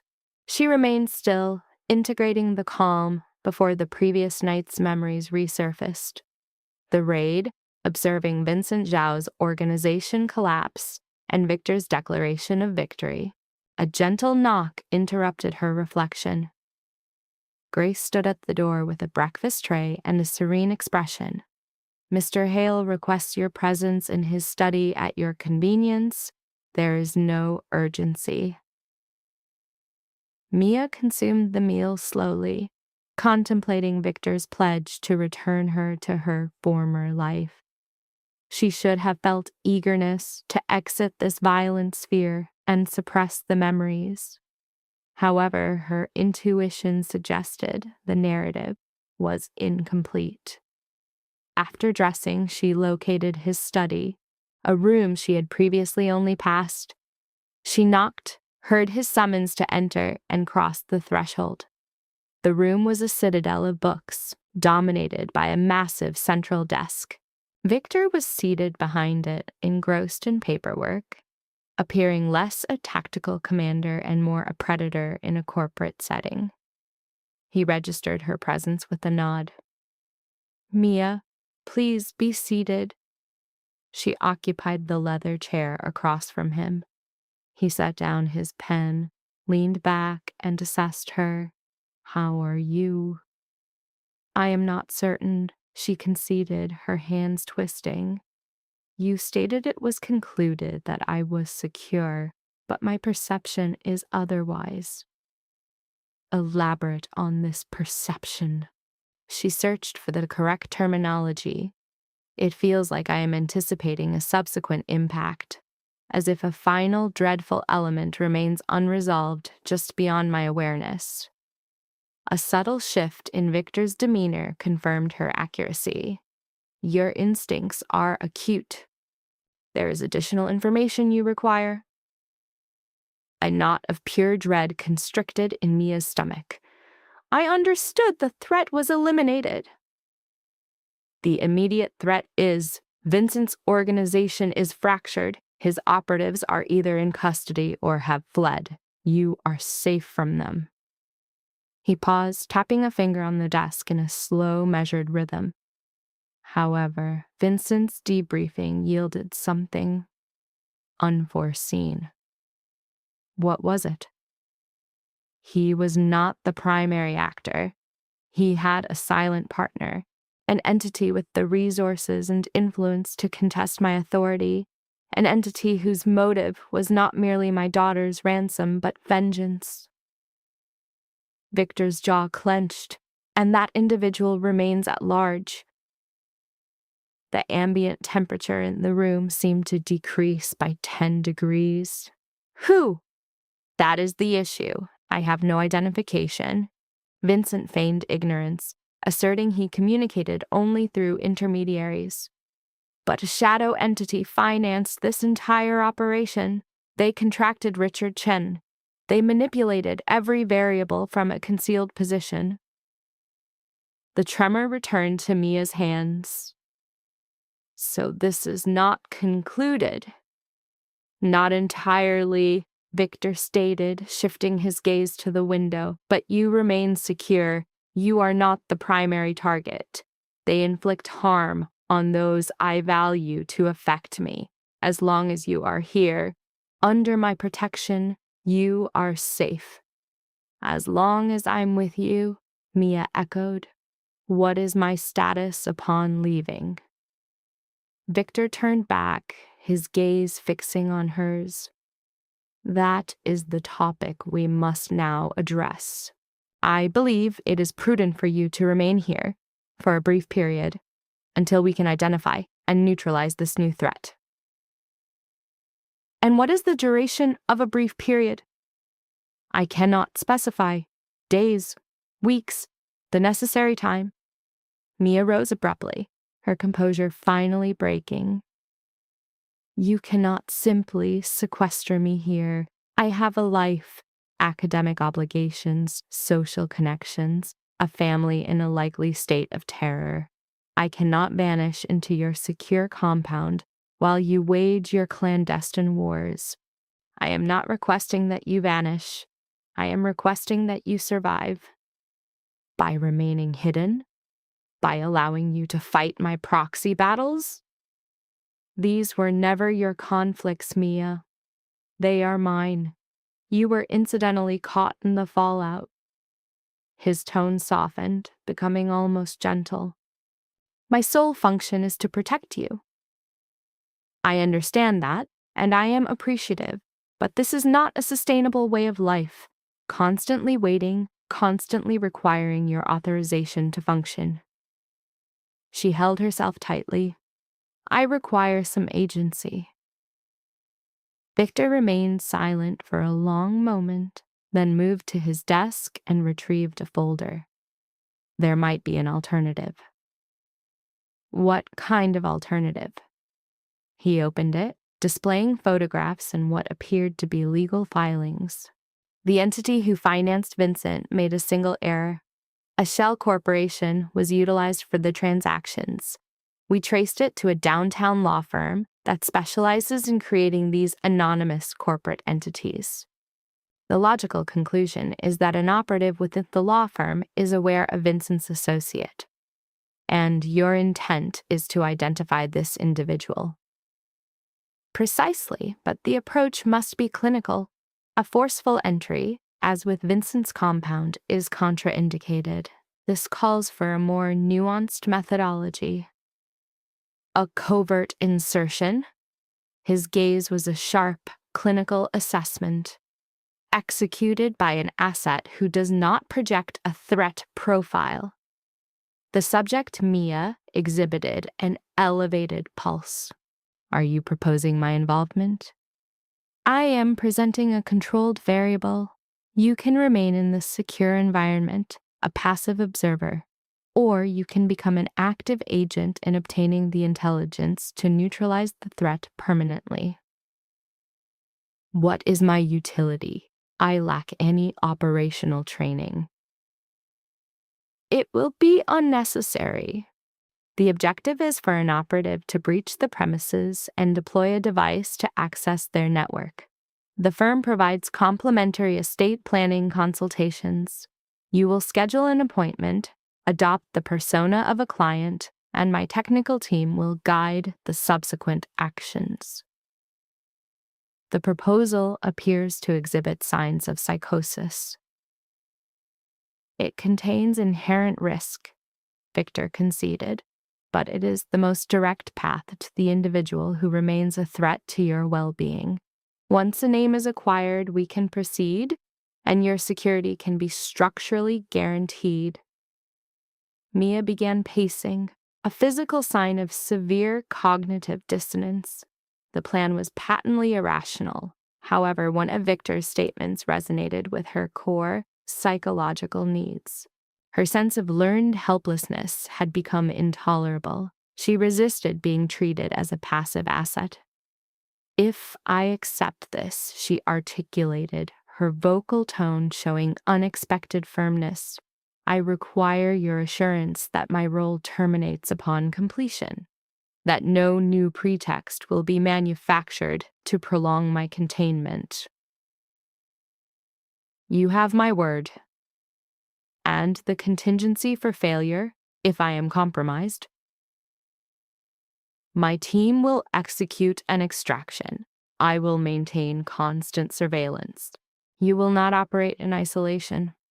She ceased pacing to confront him directly. Why select me? You must have specialized personnel for this. I do, but any new client is subjected to a background analysis. My people would trigger anomalies. You, conversely, are a non-entity. You have no official record, no link to my operational sphere. Your profile is your camouflage, a university student establishing her future. The cover is fundamentally sound. Or it's a catastrophic variable. That is a statistical possibility. Victor's unvarnished candor was psychologically unsettling. To be direct, Mia, failure is an acknowledged risk, but one I have calculated as acceptable, and I have confidence in your capacity to succeed. That is an unsubstantiated conclusion. It is not. Your behavior since discovering the wallet demonstrates it. You possess a resilience you fail to recognize in yourself. Mia suppressed the impulse to dispute his logic to label it pathological, but a part of her psyche, the part that initiated contact, that compulsively observed the raid, had already capitulated. Fine. The words emerged, a verbal surrender. I will do it. A micro-expression, possibly of relief, crossed Victor's face. My gratitude. Withhold your gratitude. I could precipitate a systemic collapse. You will not. He activated his desk intercom. Marcus, have the technical team report to the study. The law firm operation is active. The following 2 hours were a disorienting indoctrination into corporate espionage that left Mia in a state of cognitive overload.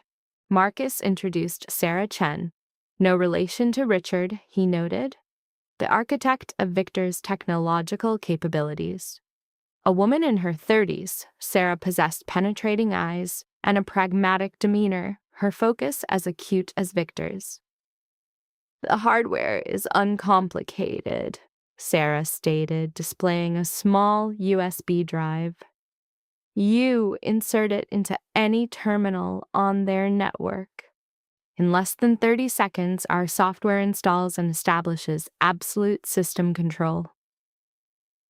What if I am observed? Your appointment is scheduled for late afternoon. The office will have minimal personnel during lunch or meetings. We have confirmed this via surveillance. You will be provided a 15-minute window where the floor is essentially unoccupied, save for you. Essentially unoccupied, Mia processed, her anxiety escalating.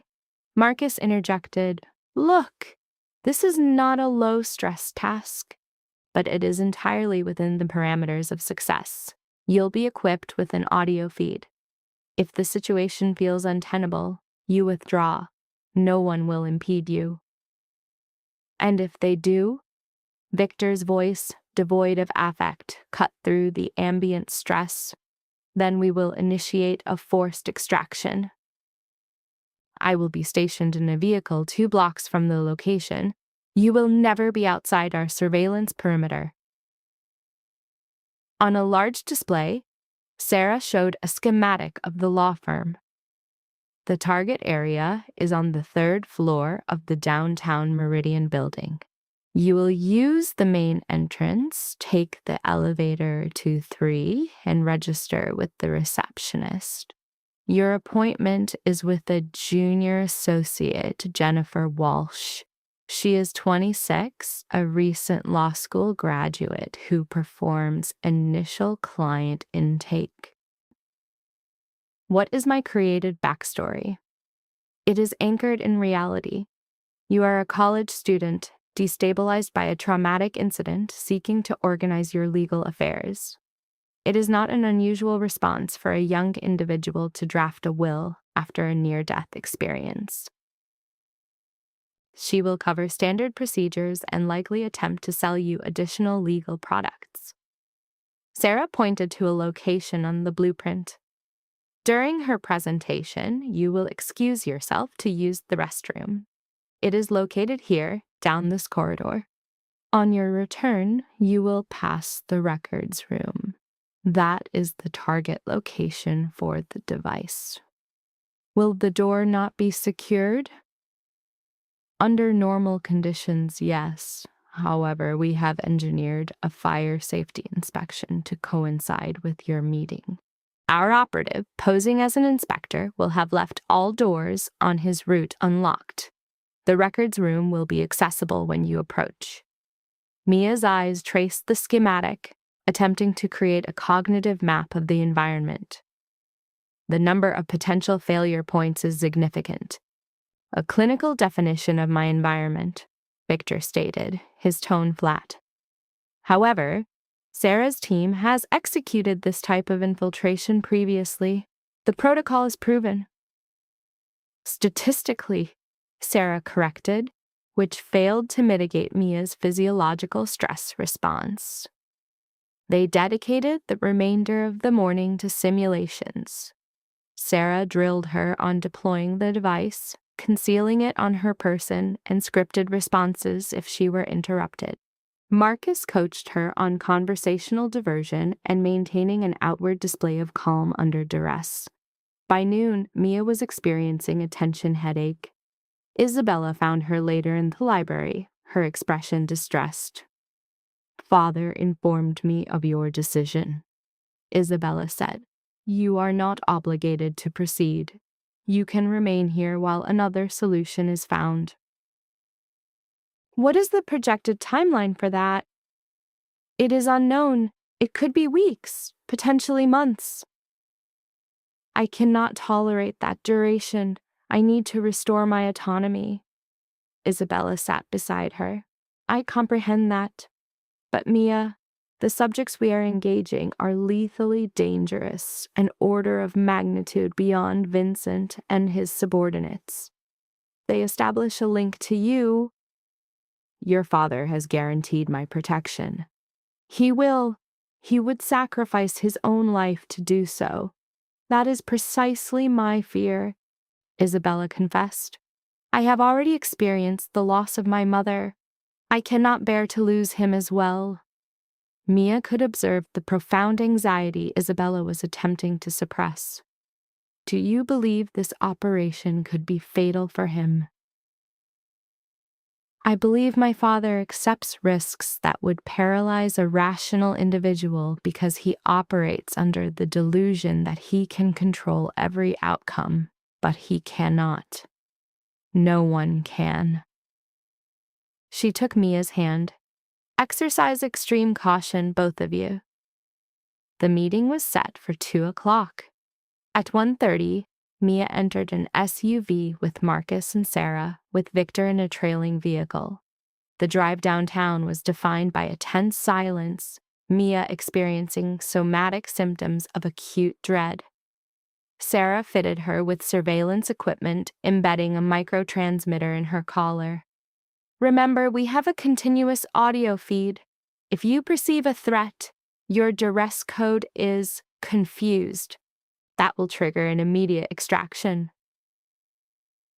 "Confused," she repeated. "You will perform adequately, Barca," Marcus offered, though his own stress was evident. "Maintain your breathing. Inhabit the role.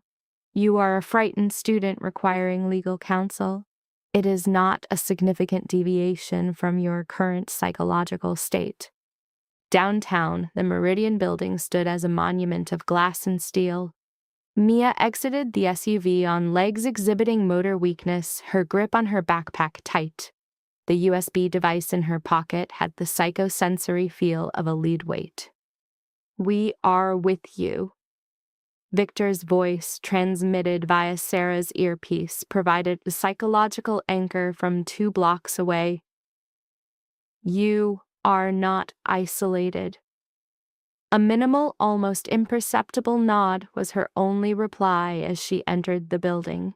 The lobby was a cold environment of marble and steel designed to project corporate dominance. She located the elevator, selected the 3rd floor, and observed the ascending numbers. The firm's reception was decorated in a palette of muted grays and deep blues. A young woman at a modern, curved desk looked up as Mia neared. "May I assist you?" "I have a 2:00 appointment with Jennifer Walsh, under the name Mia Harper." The receptionist consulted her system. "Yes, I have you here. I will inform her of your arrival." "Please take a seat." Mia sank into a chair, her cardiac rhythm accelerating erratically. Through the glass walls of a conference room, men in business attire moved like specimens in an aquarium, oblivious to her true purpose. "Your performance is adequate," Victor's voice murmured, a regulating input. "Maintain your composure." A blonde woman in her mid-20s with a professional smile emerged from a hallway. "Mia Harper? I am Jennifer Walsh." "Thank you for coming in." Mia rose, they exchanged handshakes, and Jennifer led her down a hallway to a compact office. She indicated a chair before sitting behind her desk. So, you're inquiring about estate planning? Yes, I was recently in a compromised situation. It prompted me to consider the disposition of my assets in a worst-case scenario. The scripted lie was delivered with verisimilitude, as it was partially rooted in actual trauma. That is a very mature consideration. Few individuals your age think of these matters. Jennifer pushed a form toward her. Let's begin with the fundamentals. Do you possess any significant assets such as real estate, securities, or bank accounts? As Jennifer proceeded with her questions, Mia had to exert conscious effort to remain cognitively present. Respond, feign interest, await the signal. Through the partition, she registered male voices discussing a fire safety check. This was the auditory cue. Pardon me, Mia interjected at a conversational lull. May I use your facilities? Certainly. Down the corridor, the second door on the right. Mia exited the office in a dissociative state, observing her own actions. The hallway was clear. She entered the restroom and followed protocol, waiting exactly 90 seconds as rehearsed with Sarah. Upon emerging, she located the records room 3 doors away. The door, as anticipated, was unsecured and slightly ajar. A rapid visual sweep of the corridor confirmed her isolation before she infiltrated the space, a cramped area filled with steel cabinets and archival boxes. A computer terminal with a dark screen occupied a desk in the corner. Somatic tremors were visible as Mia produced the USB and approached it. Affirmative. Victor's voice provided guidance. Maintain composure. Insert the device. Her digital dexterity was so compromised by stress that she nearly dropped it while locating the port. It was an older model, the port situated on the front panel. She found it, inserting the drive with an audible click as the monitor activated. A progress indicator materialized, its movement across the display agonizingly slow. 30 seconds, Sarah's voice noted. That is the required duration. 29, 28, 27. The sound of approaching footsteps echoed down the hall. Mia experienced a sudden drop in core temperature. An unknown variable was approaching. The footfalls grew more distinct. Her visual focus narrowed to the progress bar, which had not yet reached the 50% mark. Mia, regulate your breathing, Victor commanded. If detected, your cover is disorientation while seeking the restroom. 15 seconds, 14, 13. The steps ceased directly outside the entrance. Is anyone present? Mia's cognitive function stalled. She could only fixate on the screen, on the bar, inching toward its endpoint. Mia, respond to him, Marcus insisted. Immediately. My apologies, Mia vocalized, her tone exhibiting reedy, unstable qualities. I was looking for the restroom. I believe I took an incorrect turn. The door was pushed open. A male, approximately 50 years of age, in expensive attire, stood there, his expression one of pure suspicion. This location, the records office, it was not the lavatory. She was aware of the discrepancy. I am sorry, she articulated softly. This legal ordeal is quite disorienting. I was confused. Mia shifted her body away from the terminal, her entire effort aimed at obscuring his view of the monitor. Could you direct me to the restroom? His scrutiny felt invasive, and Mia was convinced he could perceive the frantic cadence of her heart. Then the severity of his expression lessened marginally. End of the corridor. You will locate it. I appreciate it. She executed a controlled exit past him, suppressing the primal urge to flee. As the door latched, she overheard him remark on the younger generation. In her ear, Sarah's voice was devoid of warmth. "The data transfer is complete. You succeeded." The structure had to be evacuated. Mia located the correct restroom, secured herself in a stall, and suppressed a rising wave of nausea. After she came out, her hands trembled too violently to operate the faucet correctly. She applied cold water to her face, executed 3 deep inhalations, and forced herself to return to Jennifer's office. "My apologies for the delay," she stated, resuming her seat. "It appears I became turned around." "It is no problem. Now, where had we gotten to?" Mia endured 10 additional minutes of interrogation before Jennifer broached the topic of fees. Mia simulated deep consideration, took a pamphlet, and promised to contact her after reaching a decision. "There is no urgency," Jennifer said with practiced ease, escorting her to the reception area. "This is a decision that reshapes one's life. We will be available when you are prepared." Mia expressed her thanks, accepted the proffered handshake a second time, and exited the firm. She descended in the elevator, traversed the lobby, and emerged onto the active street. The SUV was positioned as predicted. The moment she was secured inside, all neuromuscular control abandoned her legs. "You executed the plan," Marcus stated, his tone containing an unusual note of pride. "That was a flawless execution." "I was nearly compromised." "But you were not. You managed your state, you adapted, and you completed the objective." A slight smile formed on his lips. "Consider yourself part of the team." Sarah was already focused on her laptop, observing the data stream from the device Mia had installed. "We have established access." It was a total infiltration of their entire digital infrastructure. Sifting through the information would be a monumental task, but the objective was now attainable. Victor's vehicle arrived alongside them. He exited, his gaze assessing her as he opened Mia's door. "Are you unharmed?" "I believe so. The experience was harrowing." "Your performance was impeccable." He assisted her from the SUV. "Let's go. We return to the estate. You require a period of decompression." At the mansion, Mia collapsed onto a library sofa while Grace provided her with tea. Her hands remained unsteady, the physiological aftermath of adrenaline yielding to a profound state of exhaustion. Isabella found her in that state an hour later. "Father indicated you were successful, that you deployed the hardware."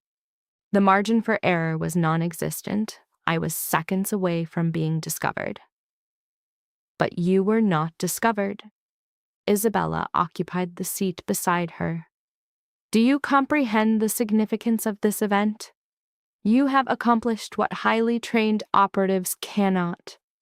You entered a hostile environment and succeeded." "I had favorable luck." "Possibly, but fortune favors the subject who can maintain their composure as their environment destabilizes." She gently squeezed Mia's hand. "I am genuinely proud of you." That evening, Sarah's unit isolated their target. Mia was summoned to the command center, where Victor observed the primary monitor, his expression unreadable. "We have them," he stated without emotion. "The individual financing Vincent's entire network, the one who designated Isabella as a target." "Who is the person?" Victor projected an image onto the display. The photograph showed a woman in her 40s projecting an aura of cool corporate control at a gala. "Diane Morrison. She directs Morrison Industries, a dominant force in global shipping. To the world, she is a respectable business leader. The reality? She is the central figure in a large-scale criminal enterprise on the East Coast." What is her motive for targeting you?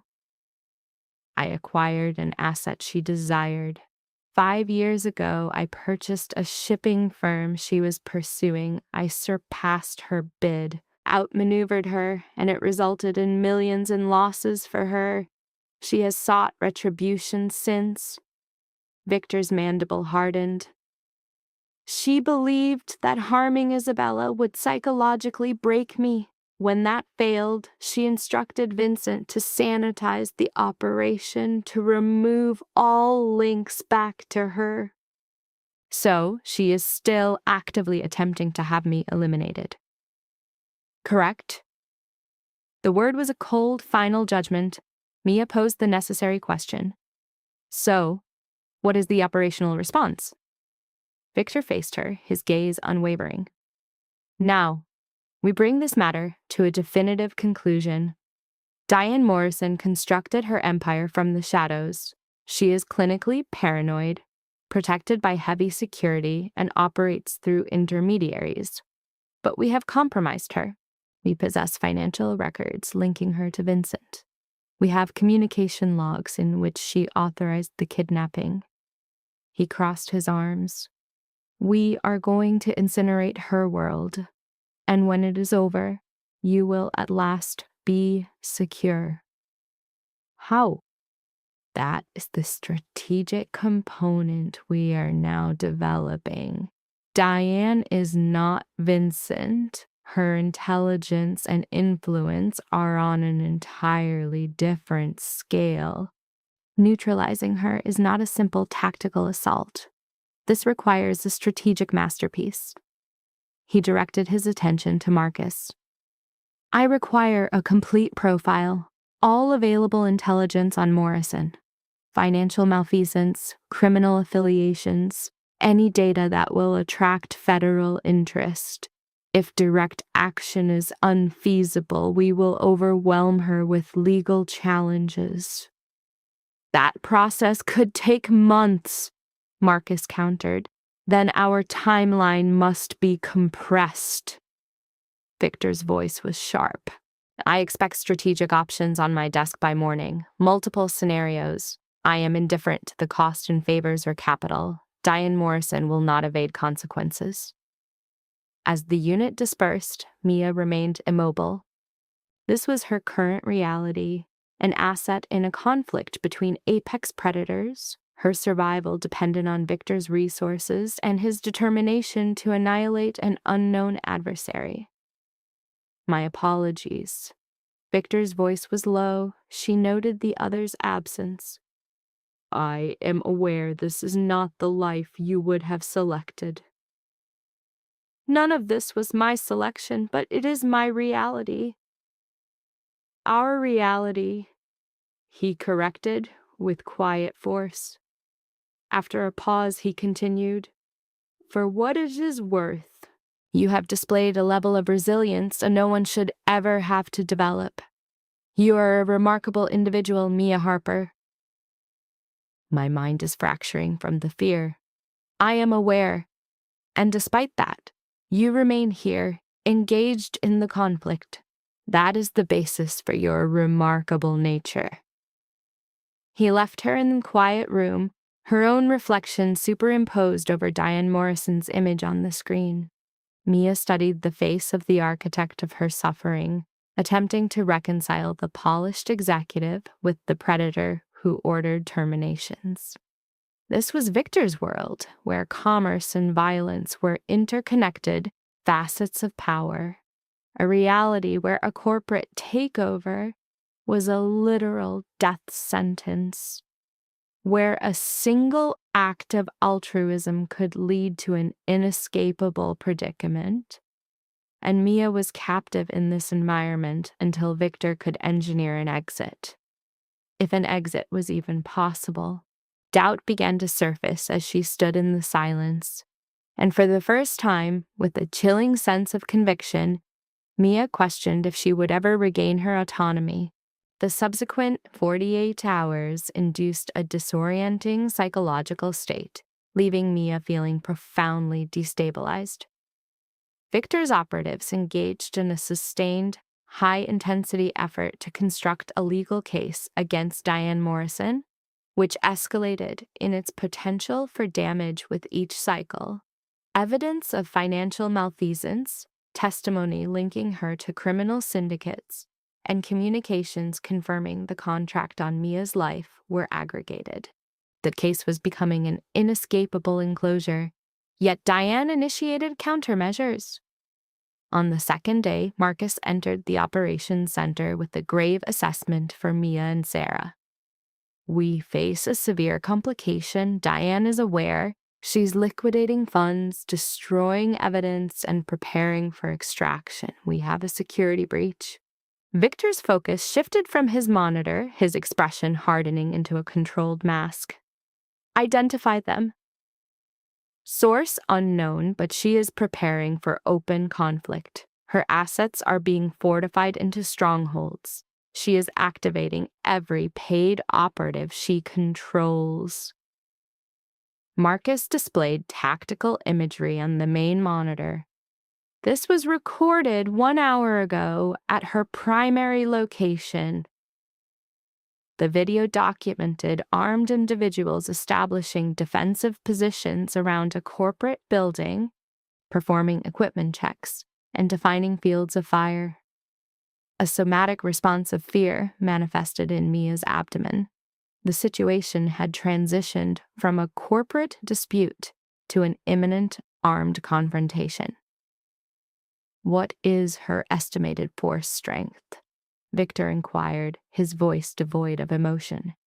"We have visual confirmation of at least 30 operators. More are likely staged inside. She has deployed professional assets, all former special operations personnel. These are not Vincent's enforcers. They are trained combatants." "As are ours." "Victor," Marcus's tone was a clear admonition.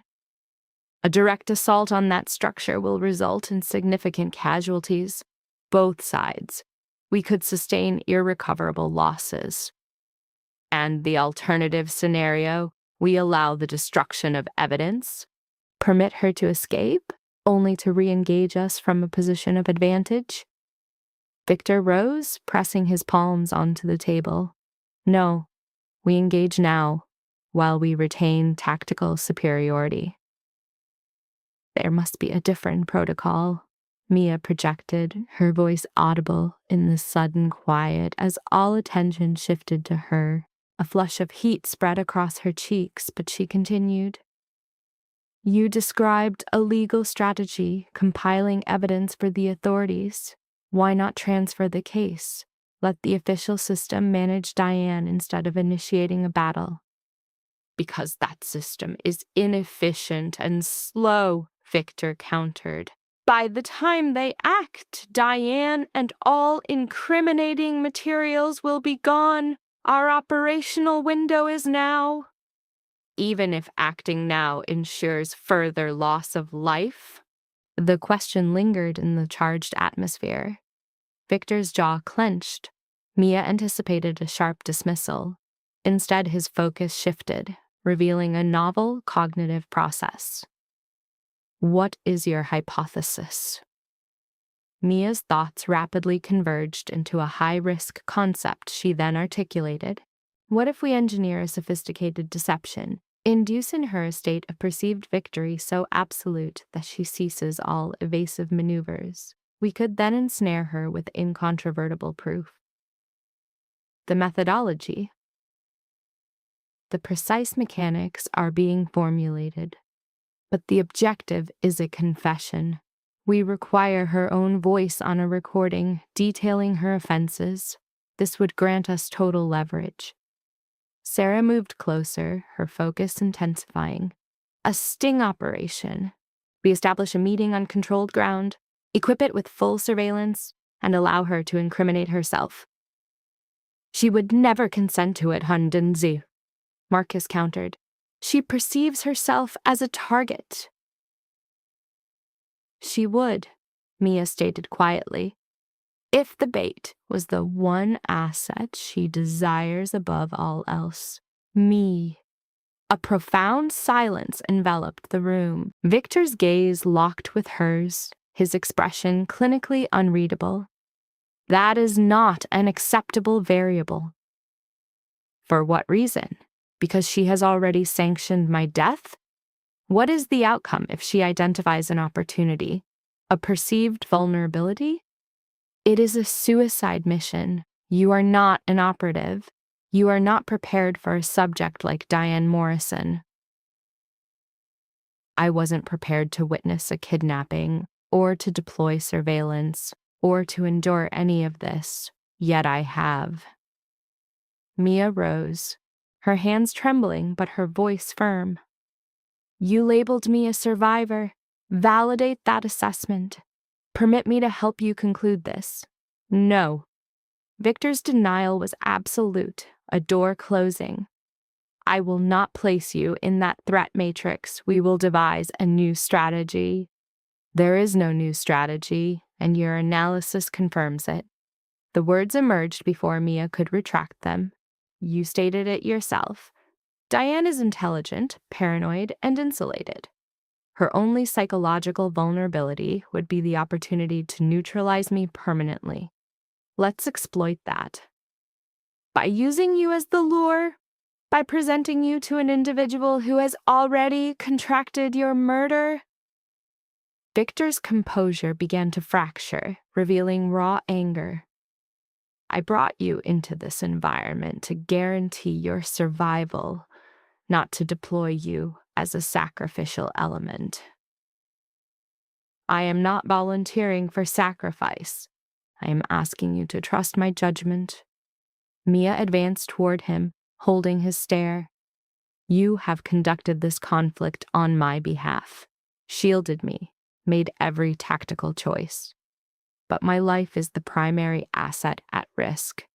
Do I not have a voice in its preservation? Victor simply observed her, his face a landscape of internal conflict. His attention eventually shifted to Marcus. Is this plan operationally sound? Can a trap be constructed with a high probability of success? Marcus and Sarah exchanged a brief, meaningful look. It is achievable, given a perfect setting. A location Diane perceives as neutral, but which we fully control. And we would require a compelling pretext for Mia's presence, a narrative that Diane would find credible. The Pier 17 warehouse, Sarah offered. It is still listed as Morrison's property, but we've controlled it for 3 weeks. Since dismantling Vincent's network, she is unaware. We could frame it as Mia's final point of egress before going dark, Marcus concluded.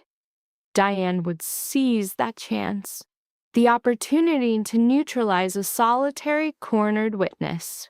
A long-waited silence passed before Victor's focus returned to Mia. If we proceed, and it is a significant contingency, you will adhere to every command without hesitation. You will be equipped with body armor. You will maintain an open communications link. At the first sign of deviation, you will be extracted. Those are the parameters. I agree. This is not a dramatic exercise, Mia. A single error elevates this from a strategic plan to a catastrophic failure. Operatives have been lost for far lesser mistakes. I understand the risks. His intense stare held hers for another moment before he gave a curt, reluctant nod. Very well. Sarah, prepare the location. I require complete audiovisual coverage and multiple extraction routes. Marcus, position teams in all adjacent structures. If Diane arrives with her full security detail, I expect us to have superior force. He turned back to Mia. And you are to spend the next 12 hours undergoing conditioning for this. I will not accept another loss. The preparation phase was an intense, accelerated course in survival tactics. Marcus drilled her on movement, use of cover, and threat identification. Sarah familiarized her with the concealed recording equipment and body positioning for optimal audio capture. Victor rehearsed her dialogue, the script, the methods to maintain Diane's engagement, and the discipline to remain static when instinct screamed for flight. Isabella located Mia that night in the library as she studied the warehouse schematics. "Dad told me," she began, taking a seat, "he is extremely distressed, though he conceals it well." "I am also distressed," Mia conceded. "But I cannot continue this existence, constantly vigilant, anticipating the next hostile action. This must reach a conclusion." "I understand that, truly, but Mia," Isabella's voice was gentle, "you have no obligation to us. Not to me, and certainly not to my father. You've already contributed more than anyone expected. This is not about obligation. It is about reclaiming my own agency. Your father has offered protection, fought for me, and managed this conflict for which I am grateful. But I can no longer be the subject who is only acted upon. I must become an active participant." Isabella offered a faint, melancholy smile. "You have my mother's spirit. She was also a quiet force until a situation demanded otherwise. When that moment came, she would become the most formidable individual present." She gently took Mia's hand. "Promise me you will return unharmed. Dad has already lost someone he cared for. I do not believe he would survive that trauma a second time." The statement landed with significant emotional weight. He has feelings for me? Is that a genuine question? The man doesn't rest. He is so consumed with your safety. He checks on your room 3 times a night. He eliminates anyone who even implies a threat to you. Isabella's grip tightened. My father does not form attachments easily, but he has formed one with you, which signifies your deep importance to him. Sleep did not come for Mia. She lay in complete darkness, contemplating Victor's quiet intensity and the way his gaze held her as both priceless and fragile. Isabella's assessment echoed in her mind, each word tracing back to the inciting incident, the choice to purloin a wallet instead of remaining anonymous. Her entire history had been a study in maintaining a low profile, an agreement to create no disturbances. But a single act propelled her into an unfamiliar reality, a brutal world defined by power and aggression, all built upon a primal, violent defense of one's own. Tomorrow she would confront the woman who had ordered her death. Tomorrow, the ordeal would conclude, or she would become another casualty in the orbit of Victor's high-risk environment. But for tonight, she was merely Mia Harper, awake in an unfamiliar residence, examining the origins of her own resolve. The dawn felt less like a new morning and more like a final judgment. Grace delivered a breakfast Mia's anxiety-ridden stomach could not accept.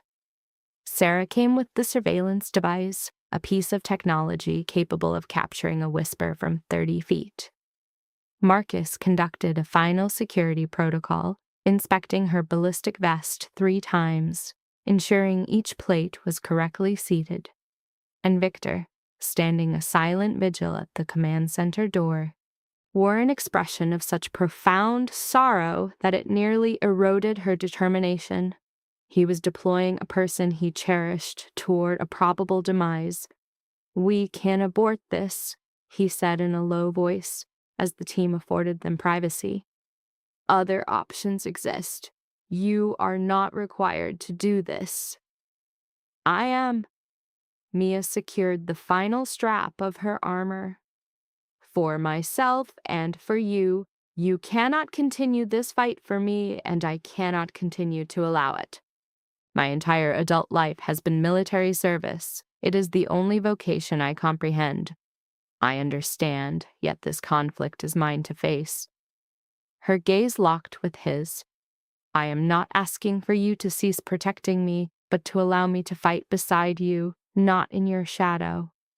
A fissure appeared in Victor's formidable composure. He raised a hand, its warmth a jarring sensation against her cheek. You are a profoundly resilient woman, are you not? I am petrified. That is the source of your strength. His hand fell away. When this concludes, a discussion is necessary regarding the future, regarding us. What are you implying? I am implying a desire for you to remain. I am implying Isabella was correct.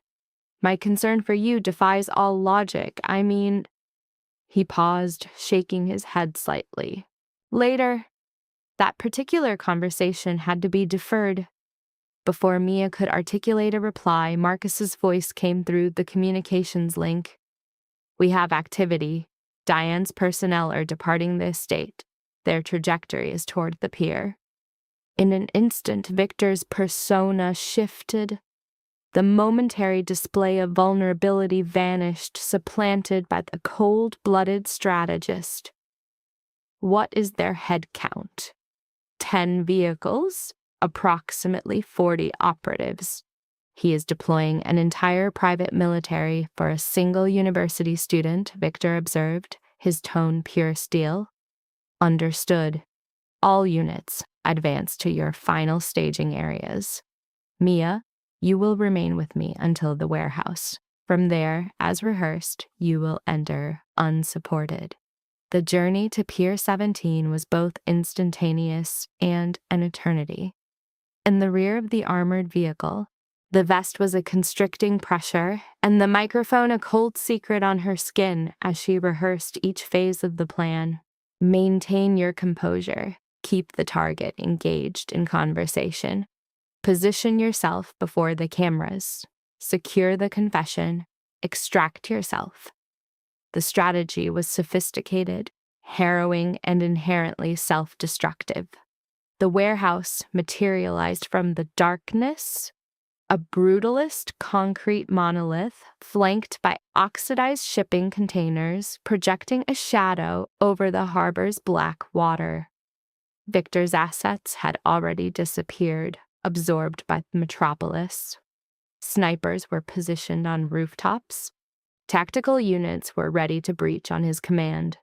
He had mustered his own force, prepared to pull her from the inferno. The vehicle halted a block from the location. Victor faced her. This is your final opportunity to withdraw. I am not withdrawing.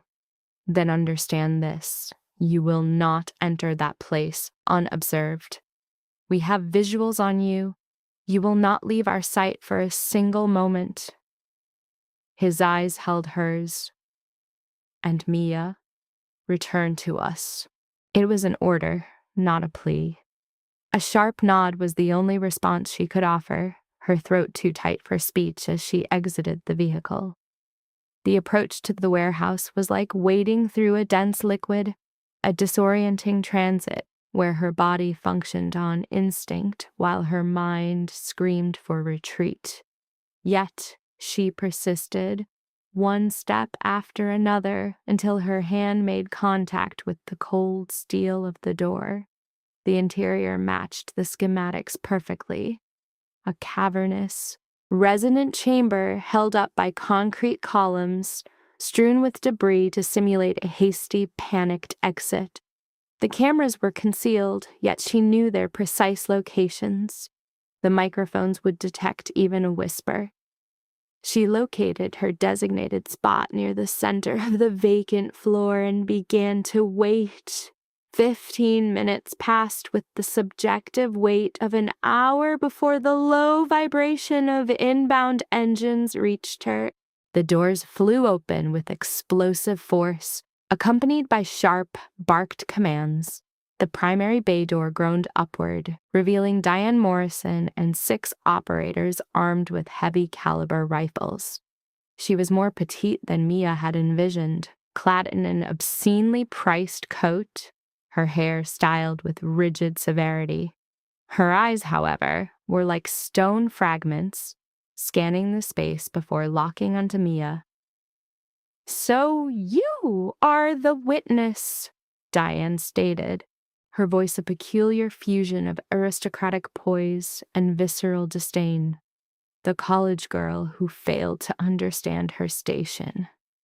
Mia forced herself into a state of absolute stillness, resolved to betray no emotion. "This was never my intention." "No, you merely found yourself in the wrong location at the most inopportune time. You observed something you should not have, and subsequently made a call that cost me a great deal in both capital and personnel." Diane advanced as her men fanned out, their positioning forming a tightening perimeter. "You ought to have simply continued on your way, Mia Harper. You should have erased it from your memory. Instead, you transformed into an unresolved issue requiring finality. By murdering me? Is that your method for resolving all of your complications?" "Only when it is unavoidable. And you, my dear, have become an exceedingly unavoidable complication to resolve." Diane produced a smile that was devoid of any warmth. "Victor Hale concealed you within his small fortress, but his protection was never perpetual. You had to emerge eventually, and my assets would have been waiting when you did."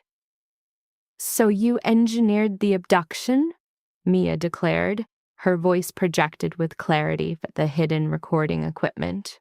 "You contracted Vincent Zhao to seize Isabella Hale." "I contracted Vincent for numerous tasks. Taking Victor's daughter was merely one. I required him to experience the same deprivation I did when he incinerated my whole enterprise. I required him to know impotence, to know that specific type of dread." Diane's expression hardened. "But that incompetent failed me, which leads us to this moment." "Indeed it does," Mia's voice retorted, "with you confessing on an audio recording to kidnapping, criminal conspiracy, and attempted homicide." Diane's eyes narrowed to impossibly thin lines. "What?" "This entire structure is monitored. It is observing and it is listening. Every syllable you just uttered was recorded and transmitted live to federal authorities, who I am confident are securing warrants at this very moment." For a fraction of a second, Diane was immobilized. Then a humorless, harsh laugh broke from her. "You believe yourself to be clever. You believe you have ensnared me. You are the one who is trapped." She motioned to her men. "Conclude this, and ensure it is neat." The rifles were raised, Mia's heart constricted in her chest. This was the end. She had obtained the confession, and the price would be her life. In that moment, every window shattered inward. Victor's unit streamed in from every direction, through doorways, broken glass, and descending from the skylights. Flashbang grenades detonated, reducing the world to white noise and concussive pressure. Mia dropped to the floor, shielding her head as the warehouse became a storm of gunfire. A hand seized her. It was Marcus, his voice a roar in her ear. "Remain down. Do not move." The exchange of fire was a 30-second tempest that felt like an age. When the violent cacophony ceased, Mia lifted her head. Diane's operatives were strewn about like discarded dolls.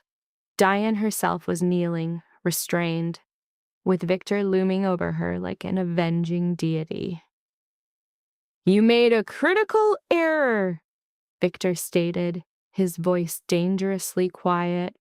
"You targeted my family. You attempted to extinguish a life I swore to preserve, and you truly believed you would not fail?" He lowered himself, meeting her hostile gaze. You made a severe miscalculation. Diane expelled saliva at him, defiant even in defeat. This outcome is irrelevant. I have legal counsel. I possess influence. Do you believe a minor recording will be admissible? Oh, it is quite admissible. A new voice interjected from the doorway. A woman in a tailored suit entered, flanked by federal agents. Diane Morrison, you are being placed under arrest for kidnapping, conspiracy to commit murder, money laundering, and approximately 15 additional felonies pending indictment. You possess the right to remain silent, though it appears you have already been most helpful. As operatives removed the vocalizing subject, Diane, Victor's attention immediately fixated on Mia. She remained on the floor, exhibiting the pronounced tremors symptomatic of a severe catecholamine crash. He knelt, presenting a diagnostic query. Have you sustained injury? Her only response was a silent negative head movement. You succeeded. You induced the confession. You terminated the crisis. His hand made contact with her face, a calculated, gentle gesture amidst the chaos. Your performance was exemplary. Her statement, I anticipated my own death, was a predictable response to trauma. As did I for approximately 3 seconds. Then my security detail educated Diane on the protocol for threatening my assets. He raised her to a standing position. I am extracting you. This is concluded. Outside, the evening was fractured by the flashing red and blue of emergency vehicle lights illuminating the warehouse. Diane was pushed into a vehicle, her final imprecations consumed by the gloom. Her unit was neutralized, their insurrection quelled in less than a minute. Isabella stood near the SUV, her face ashen and taut. The instant she saw Mia, she surged forward, enclosing her in a hug that seemed a frantic entreaty. You are never to do that again, she murmured, giving voice to her father's unspoken terror. I am all right, Mia replied, the phrase a ward against the memory. It is finished. From behind them, Victor's voice provided the final, definitive conclusion to the ordeal. The subsequent hours were a haze of depositions and debriefings, all processed through the gradual, emerging awareness that she had survived. The transmission of Diane's confession was not limited to Victor's team. It was broadcast in real time to the FBI. That information, combined with Sarah's financial forensics, was sufficient to guarantee Diane Morrison would be incarcerated indefinitely. By evening, Mia had returned to the estate, adrift in the vacant stillness that succeeds a tempest. Grace prepared a bath and offered food that Mia was unable to eat. Submerging herself in the hot water, she attempted to purge the residual fear from her system, left with the disquieting question of what one does after the narrative concludes. The antagonist was imprisoned. Diane was in federal custody. Vincent and his associates were secured. Richard Chen was already negotiating a plea agreement. The acute phase of the traumatic event had concluded with a stark finality. This development indicated the subject, Mia, was by definition liberated, free to resume her previous existence, her residence, academic pursuits, and social obscurity. Such a prospect should have elicited relief. Instead, it triggered visceral dread. An auditory stimulus at the door disrupted the silence. Post-ablution, Mia donned a robe to find the dominant figure, Victor, present. A consultation is in order, he stated. Affirmative. He entered, yet preserved a calculated distance, his gaze fixed on the grounds outside. I have conferred with federal prosecutors. They propose enrollment in the Witness Protection Program. New identity, new locale, a total severance from your former life. Is such a measure required given Diane's incarceration? The probability is low, he conceded, but the option for complete erasure is available. He pivoted from the window, his gaze making direct contact. The alternative involves you remaining here. The statement induced a sharp, involuntary inhalation from Mia. Clarify. Remain in this location with myself and Isabella, not as a ward under my protection, but as... He appeared to carefully select his lexicon. As an individual who belongs to this environment, an individual who desires to. Victor, I am an undergraduate. You command a vast enterprise. What function would I serve? Any function you construct. Complete your degree, initiate a venture, ascertain your identity absent a state of constant hypervigilance. He reduced the proximity between them. I recognized the complexities. My world contains threats you did not solicit. But observing your emergent resilience over the last 14 days, watching you master profound terror, I am disinclined to conclude that case study. Your assessment of me is incomplete.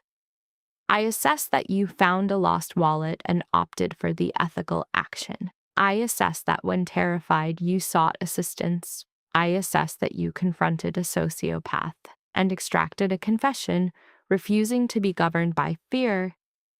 You are the most fundamentally courageous individual I have encountered, and I will not permit you to simply vanish from my operational sphere. The subject's vision blurred as lacrimal secretions formed. I am not courageous. I remain the frightened subject who flinched at direct address. I merely desired to terminate the fear more than I desired to be secure. That is the precise definition of courage. Victor's hand moved to gently support her mandible. Stay, please. Not from obligation, not from a lack of alternatives, but from volition, because I anticipate. You perceive this emotional response as well. She did. This was the most alarming data point. Within the interval between captivity and confrontation, between being protected and learning self-defense, an undeniable, affective bond with Victor Hale had formed. For his severe intensity and his unexpected gentleness, for his perception of her not as damaged but as potent. And Isabella? What is her assessment? She has already articulated that I would be a clinical idiot to allow your departure, her terminology, not my own. A minor laugh, a fissure in the ambient tension, escaped Mia. She verbalized that? Indeed. She finds you acceptable, she respects you, and she believes you're a positive influence on my psychological state. A faint smile manifested on his lips. Her assessment is not incorrect. Mia considered her former simple life a memory now dissociated from her current self. She considered the person she was mere weeks ago versus the persona forged under extreme duress. She considered navigating a living hell and discovering a reserve of strength she never knew she possessed. If I remain, she started, her voice acquiring a new resolve. The parameters must change. I cannot be merely protected. I require a function, a purpose. Define it. Sarah noted your capacity for composure under pressure. She is expanding our intelligence division. She could utilize an operative with your unique skill set. Meet this. You want me to become your employee? I want you to become my partner in any capacity you select. Or resume your studies, build an enterprise, pursue any objective. My sole desire is your presence here with me, as a component of this family unit.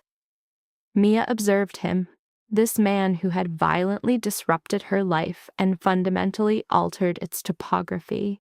This man who demonstrated a form of courage she had not known, who presented a choice when maintaining his hold must have been its own source of anxiety.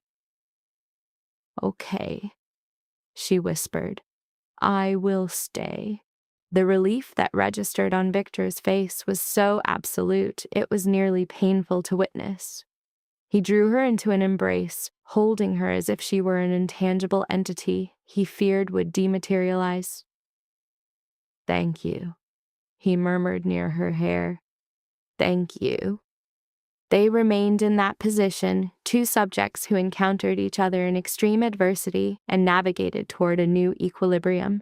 Eventually, Victor disengaged. "Obtain rest. We will formulate a new strategy tomorrow." Following his exit, Mia collapsed onto the bed. However, sleep was delayed by another knock. Isabella entered. "Father indicated you are remaining." "That is correct." A broad smile formed on Isabella's face. "Excellent, I was hoping. This environment requires more individuals who are not intimidated by him, and I require someone who understands this existence. Your father is not entirely malevolent." "No, but he is a significant force. He requires a team that can withstand the turbulence." She sat on the edge of the mattress. "In all seriousness, Mia, I am genuinely glad you are here. Truly, it is beneficial to have an ally." After Isabella departed, Mia finally succumbed to exhaustion. The immediate threat was neutralized. Diane was incarcerated, and Mia had, contrary to all probability, found a new base of operations. 6 months elapsed. Mia now occupied the command center, her eyes monitoring Sarah's team conducting surveillance. She was excelling in her online courses while concurrently mastering the intricate operations of Victor's organization. Sarah's evaluation was accurate. Mia possessed a talent for strategy. Her eidetic memory, her calm in a crisis, her ability to perceive patterns others missed.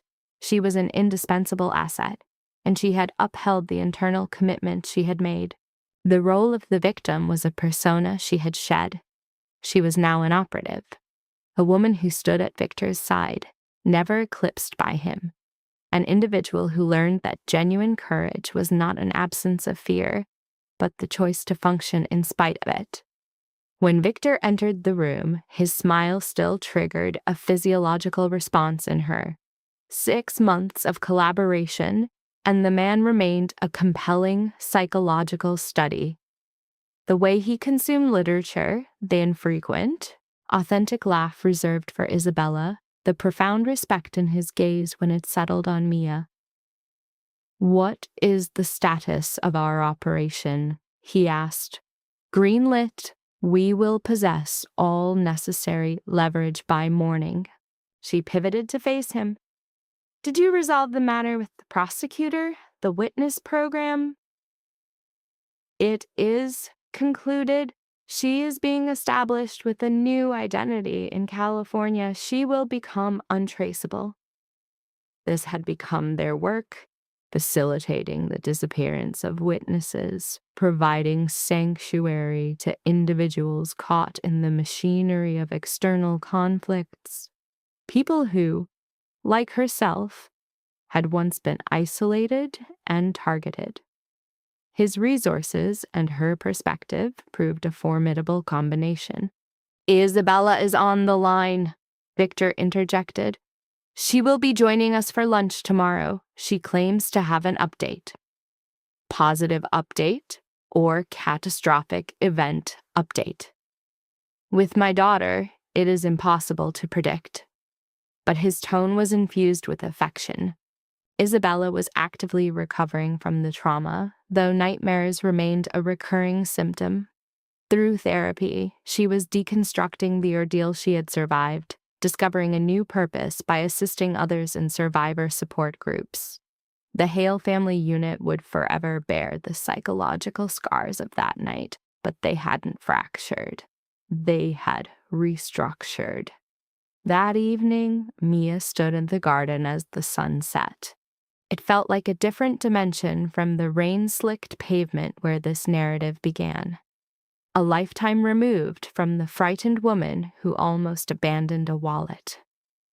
She sensed his presence a moment before his arms encircled her waist, pulling her back against his torso. "Analyze the contents of that formidable mind," he murmured, "just processing the scale of the changes, how much I have been altered." "Do you ever regret it? That you did not simply leave the wallet where you found it?" Mia processed the query. The intense fear, the violence, the persistent threat, the residual trauma, all that she had lost, weighed against all that she had gained. "No," she exhaled. "Not for a single second, because that one choice led me here, to you, to Isabella, to an existence I did not know was possible." "You are a phenomenon, Mia Harper.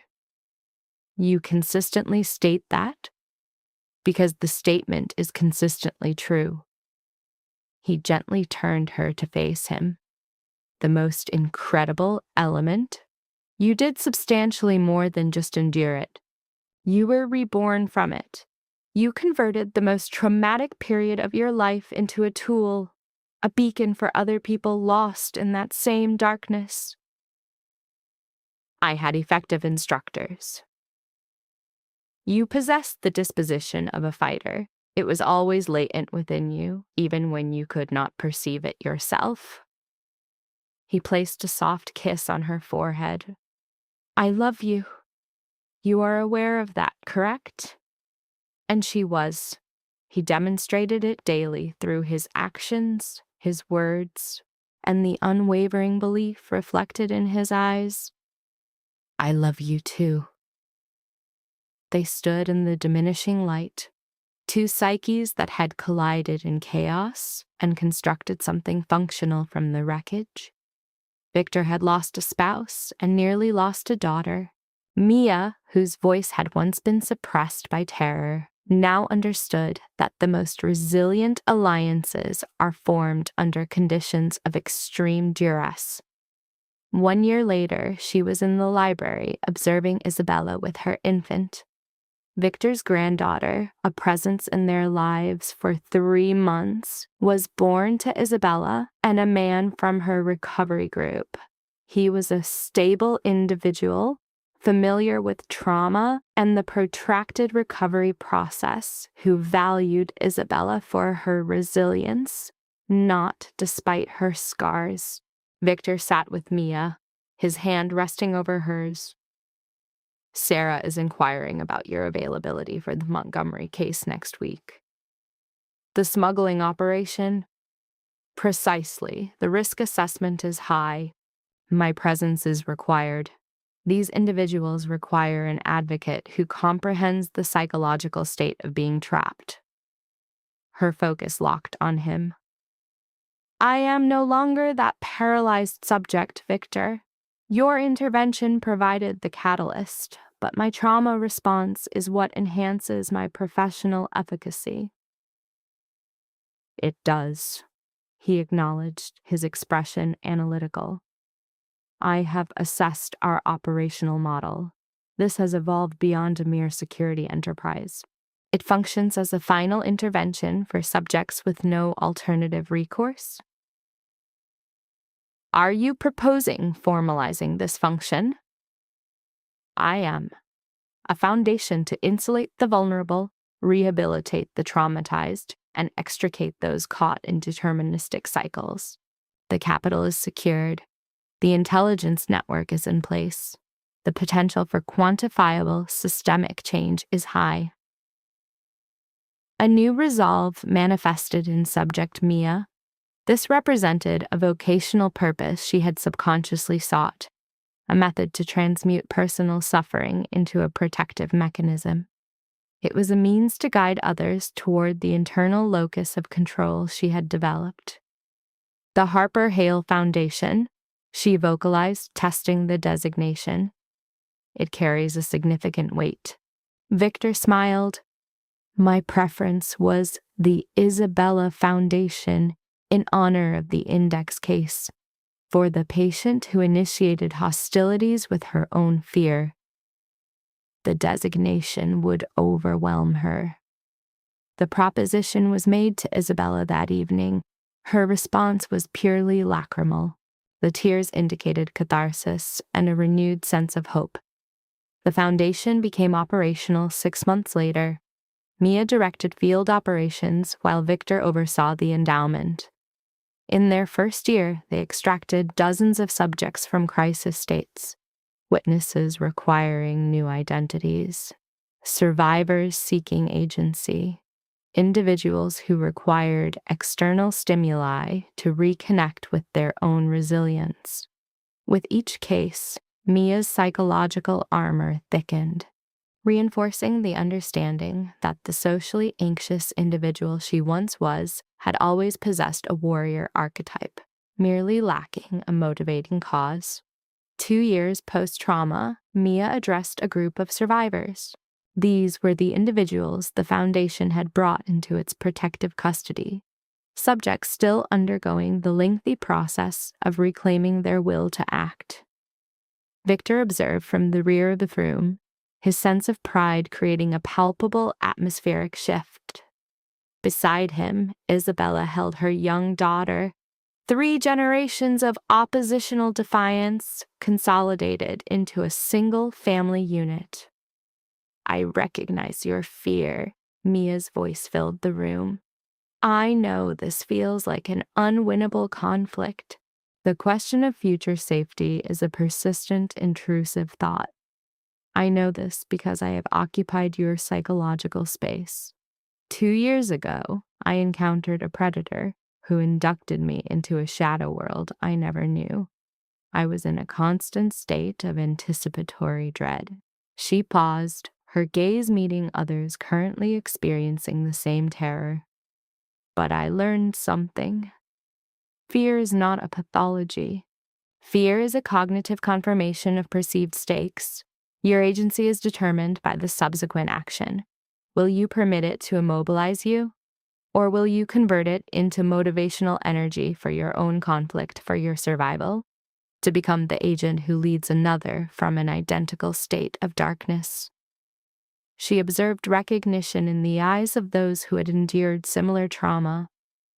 You are all present because an external force attempted to fracture your psyche, to neutralize your voice, to diminish your presence. But you are also here because you persisted. You continue to fight. You seek a path forward. That is resilience. That is psychological strength. And I assure you, if I could access it, every one of you can as well. Upon her conclusion, they moved toward her with gratitude, narratives, and requests for protocol. Mia afforded each individual her complete, focused attention, recalling the dissociative state of being lost as they were now. Frightened, isolated, seeking any indicator of a positive future outcome. She could not offer a simplified recovery path, but she could provide evidence of endurance. She was the living proof. Courage was not some abstract trait. It was an adaptive tool forged from necessity at the precise moment of perceived psychological collapse. That evening, Victor located her in the library, the setting for numerous critical junctures in their shared history. Your performance today was remarkable, he stated, occupying the adjacent chair. The way you established rapport, the hope you administered. I only vocalized a clinical truth, that fear and strength are not mutually exclusive, that survival does not equate to the absence of fear. It means you experience extreme anxiety and proceed with deliberate action regardless. Victor took her hand, drawing her near. I have been analyzing a variable regarding us, our next phase. Mia experienced the familiar somatic marker of anticipation in her chest. And what phase is that? He produced a small velvet box, opening it to reveal a ring. It was simple, traditional, and congruent with her aesthetic. Marry me, not as a patient requiring a therapist, not from a sense of obligation, but based on a complete emotional attachment. You are the most psychologically formidable individual I know. I wish to spend my remaining time observing you help others activate the resilience you found within yourself. Mia's gaze shifted from the ring to Victor's face and to the improbable existence they had constructed from the remnants of chaos. She reflected on the girl she had been, inhibited by anxiety, hypervigilant to the point of social paralysis. She then assessed the woman she had become, one who confronted predators, advocated for the silenced, and understood that true power was revoking fear's executive control. A controlled exhalation. Yes, she stated, her tone firm. Yes, I will marry you. The ceremony was a small, high-security event with attendance restricted to their most trusted associates.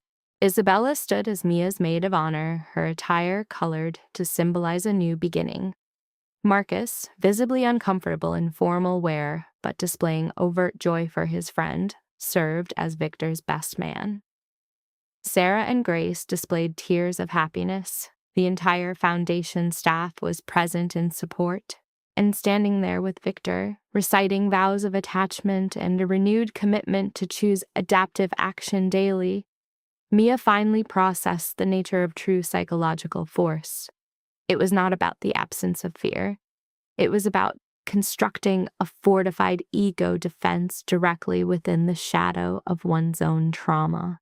It was about investing in positive outcomes, love, faith, hope, when all external data suggested capitulation. She began this case as a subject afraid of her own shadow and concludes it as the agent who gives others a voice. Between witnessing a traumatic event and forming a pair bond, she solved the only relevant equation. Courage is not a passive discovery.